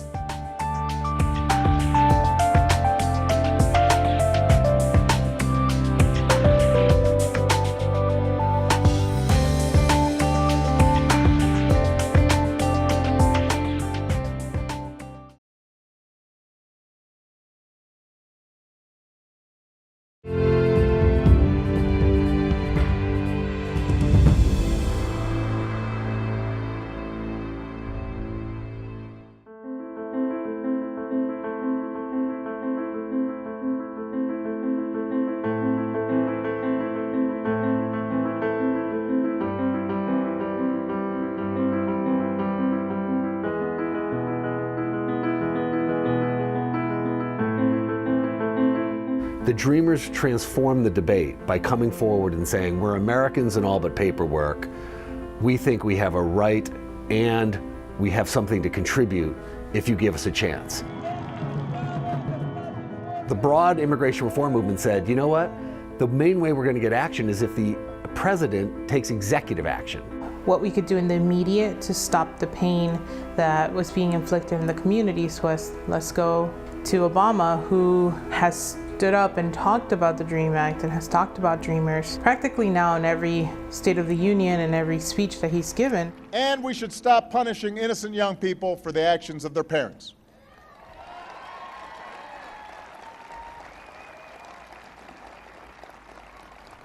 We should stop denying them the chance to earn an education or serve in the military. And that's why we need to pass the DREAM Act. Let's go to him and let's say, put your money where your mouth is.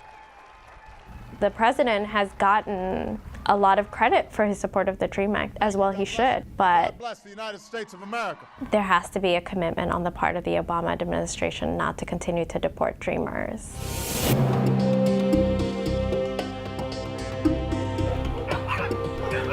They said, oh, Dreamers are not being deported, and the president kept on saying that, and Napolitano kept on saying that. We were like, that's not true, because we're having to stop deportations and doing campaigns for them.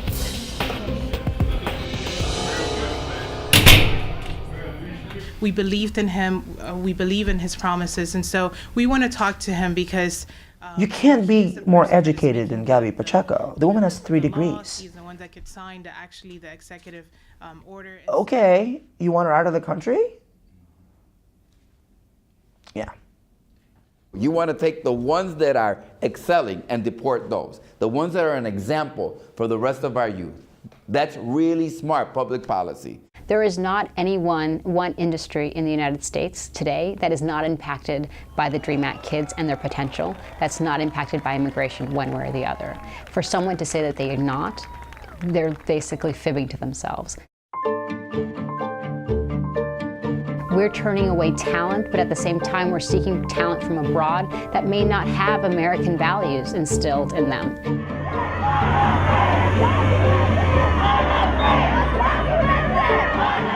This is an opportunity to make the DREAM Act and immigration an election issue. As voters, we have that opportunity to make it a top-of-mind platform issue. We do know that the Latino community is the fastest growing electorate in the country, and that both parties are competing with serious dollars for their votes. So Democrats and Republicans realize that Latinos are politically sophisticated to a level that I would argue that no other electorate is. And they know what a member of Congress or the president is doing on immigration and how it impacts their lives. There are a lot of elements involved in it, and what I want to do is to bring together... What happened then? Remarkably, in the spring of 2012, at a time when many progressive advocates were saying, look, as bad as Obama's been on immigration, if we press Obama to do more and he doesn't do it, it could suppress the Latino vote and lead to Mitt Romney, the most anti-immigrant candidate in our lifetime, being elected president. That's it, like off fire. We're gonna turn out the heat on the president, and he knows that he cannot have this heat because he has an election coming up. So they launched a campaign to say, Mr. President, you have to provide relief to us.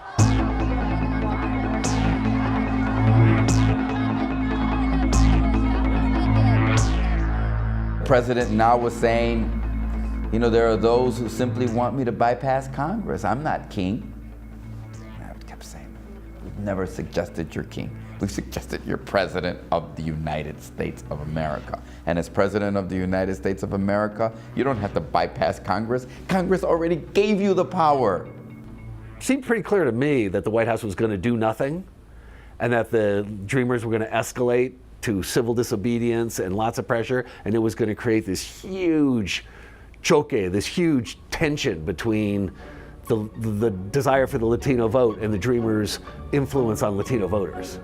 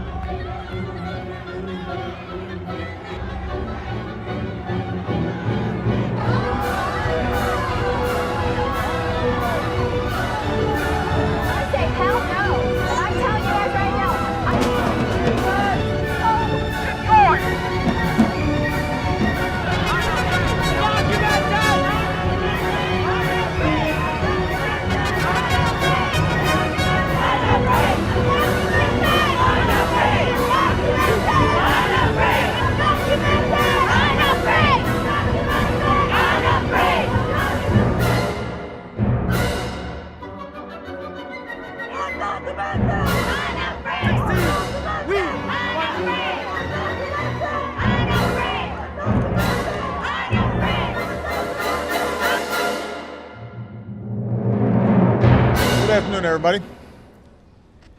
This morning, Secretary Napolitano announced new actions my administration will take to mend our nation's immigration policy. I knew that something was going to happen, more efficient, and more just. and I honestly didn't think it was this big. But it had to be a walk. It had to be those sit-ins.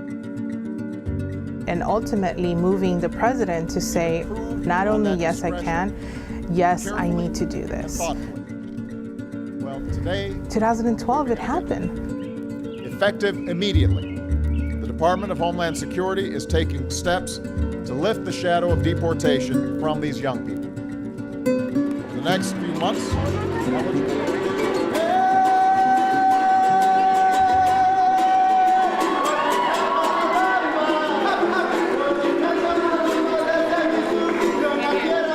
He could feel people being happier. The energy that was happening here in DC was just so incredible. It's like at the end of a Disney movie where everything is just so happy, so colorful. I think we won a big victory, or at least we made some progress 2 weeks ago with Obama's announcement. You should all be proud of how much you have achieved in such a short time.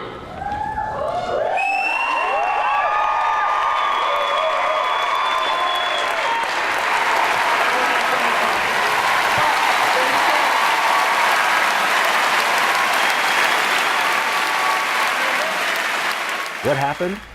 Latinos were thrilled that Obama finally put some skin in the game. That instead of giving speeches, he gave status. Swing voters, finally someone in Washington's doing something rather than talking. What was the big story of the election? Demographics. One of the biggest stories, the Latino vote. I think that if Obama wasn't to have done deferred action, he wouldn't have gotten the numbers that he got with the Asian community, with the Latino community, with women, with young people. He just wouldn't have gotten that. So, what's going to happen now? Look, it's hard to predict success in a Congress that is as dysfunctional as this Congress. But if there's one issue that has a chance of being enacted on a bipartisan basis, I would say it's immigration. The pressure is just building. And at some point, the pressure is going to break the logjam. Now, is that going to be in 2013, 14, or beyond? Nobody knows. Democrats will have the political backbone to move legislation, and Republicans will finally have the political intelligence to get on board. Right now, we need a little backbone and a little brains, and then we can get to an immigration solution. It will only be deferred so long. The changing demographics in the country will necessitate a change in policy, period. And it's just a question of, do we want to be in front of the curve or behind the curve? But it will come. My mother was an immigrant to this country, and she was brought here from Lithuania at the age of 2. She was a dreamer 101 years ago. And I think about her when I see the faces of these young people just asking for a chance in America. These are the kind of civil rights pioneers of the Latino community in particular, who I think are going to be the senators and members of Congress in the future.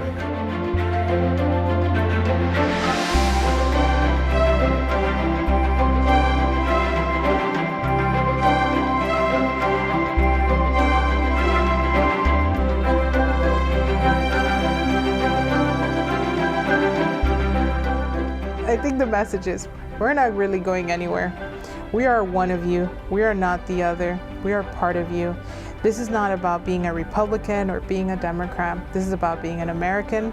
I'm an American, and I'm just waiting for the chance and opportunity to be recognized as one. And when I am, I'm going to be a force to be reckoned with, because I'm going to be so grateful for the opportunity that had been given and that chance to show my true colors, and I'm going to give back.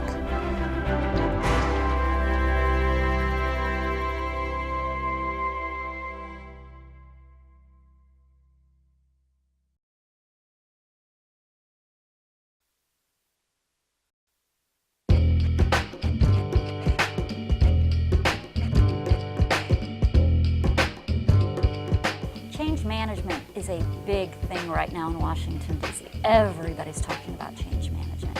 A critical component of excellent communication, especially around change initiatives, is reaching out in a very carefully crafted and ongoing way to your internal audiences.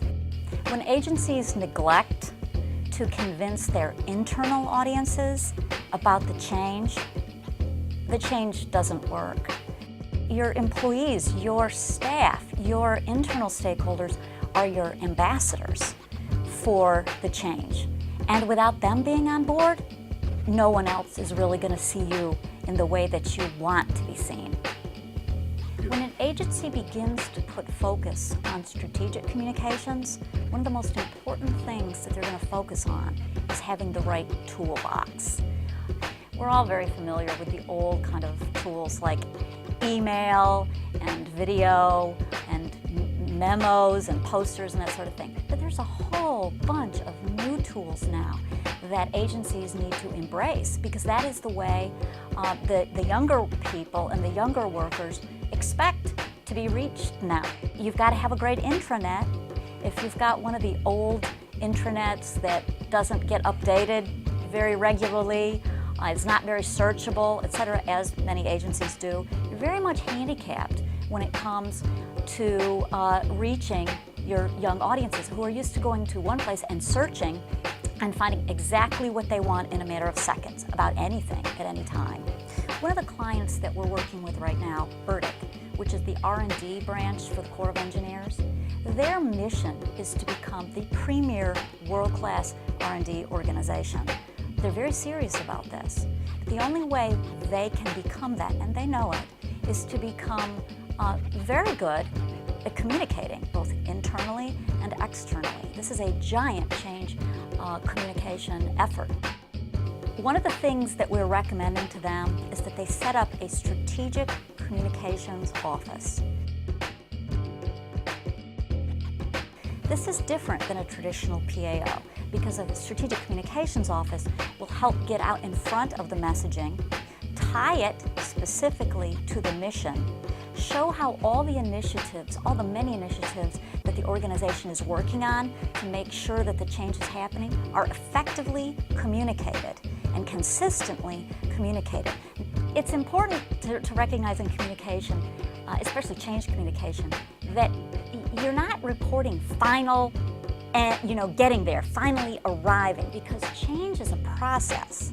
There are so many things that you need to kind of let people know that you're accomplishing along the way. You need to constantly be communicating short-term wins, also major successes, and you need to be patting employees on the back who are your real ambassadors for change, who are doing all the right things that you want them to do and are truly representative of the organization that you are becoming.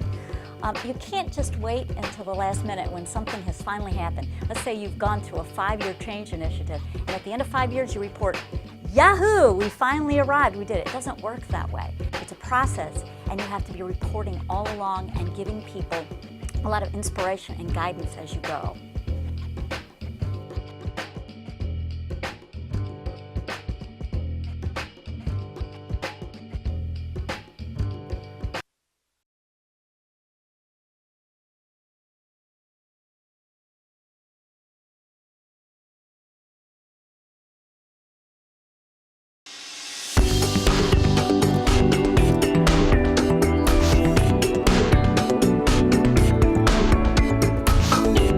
The men and women of the U.S. Army live, work, and train at military installations around the world. And like all communities throughout the world, these installations face infrastructure and environmental sustainability challenges. These include aging buildings and roads, rising energy costs, protecting natural resource and wildlife habitats, ensuring water quality, and preventing pollution. ERDIC has developed innovative technology solutions to the infrastructure and environmental challenges the U.S. Army faces at its installations every day, everywhere. What we do is look at the efficient use of both our built and our natural infrastructure.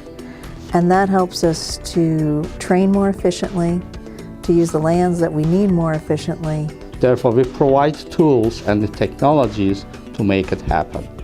Our ITAM program, our Integrated Training Area Management program, that was all about how do we understand the condition of and repair the condition of and maintain the use of training lands year after year. So we put in a significant amount of research to understand how the materials that we use could have an impact on the animals that are living on our ranges or on our facilities. On our lands, we have the largest number of endangered species. So we have to ensure that what we are doing when we're training and as we're carrying out our installation operations isn't impacting those threatened and endangered species. So it's very important to make sure that we can use the lands and that we're protecting all the lands around and the communities around because they support each other. As a way of protecting surrounding communities, we ensure that noise is mitigated and munitions do not pose dangers during training or after. ERDIC's sensor technology enables range managers to minimize training noise and detect excessive contamination from explosives and other munitions. Currently, I'm working on a project which is a part of the Green Range Management Initiative. What we're doing is developing a cost-effective and commercially available sediment barriers that can be applicable to military training ranges to help to mitigate, control, manage, prevent the contaminants from leaving off-site. For the built environment, we're looking at the best ways to use our facilities, and that's the buildings and the actual structures that we have on our installations. In the last couple of years, some work that we did here has led to an air tightness standard for all new construction and major renovation. And what that means is when you tighten up the building envelope, you not only get some energy benefits, you can actually remediate and take care of the issues before they develop. Supporting the environmental stewardship of permanent U.S. Army installations presents a unique set of challenges to ERDIC. But the challenge of building and sustaining temporary base camps in war zones is often more daunting and complex. We have many of the same issues in contingency bases that we have on our fixed facilities, on our major bases. There are many more constraints, however, in the contingency base environment. Meaning you have to bring in the fuel, you have to bring in water. Everything basically is brought in for a contingency base. The program that I'm working on is a virtual forward operating base simulation program that allows you to simulate what you think the base requirements are going to be before you go into theater, so you can pre-plan a little bit better for what you need in place. The Army is using the Smart Energy Efficient Deployable Shelter as a means to be able to investigate the thermal performance of the shelter. We're testing how we can apply thermal coatings that could make the shelter more energy efficient. With world-class expertise, ERDIC solves the problems of logistics and timing, delivering technically excellent and environmentally sustainable solutions. That way, the U.S. Army can quickly deploy and decamp temporary facilities to support mission-critical war efforts.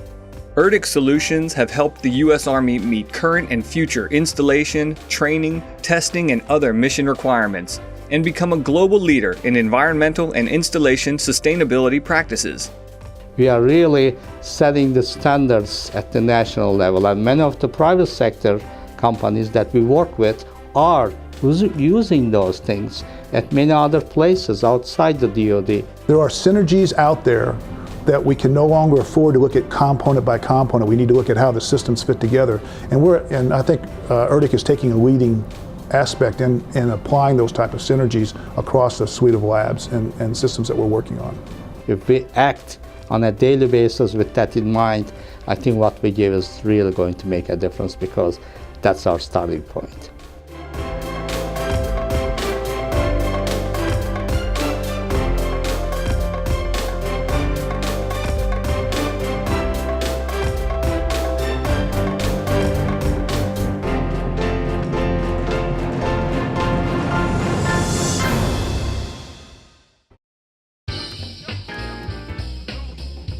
Many people wait until significant life or work events happen before trying to understand their health benefits rights. Because these events trigger changes in your health coverage, you may need to make some important decisions. If you are enrolled in or eligible for health coverage through an employer plan, there are health laws to protect you when you make these decisions. For instance, did you know that you may have rights to add your new spouse to your health plan without waiting for open enrollment? To ensure that you are not discharged from a hospital too soon after having your baby? To continue your health coverage between jobs, and to receive basic information from your plan, such as how your health plan works and how to qualify and make claims for benefits. Life changes happen. Don't wait until you get married, have a child, or change jobs. Find out today how to have the health benefits you may need tomorrow. Be prepared so you can make informed, timely decisions about your coverage and take charge of your health benefits rights. If you have questions, visit the website of the Employee Benefit Security Administration, or contact EBSA's benefits advisors electronically at www.askebsa.dol.gov or call toll-free 1-866-444-3272. Brought to you by the U.S. Department of Labor.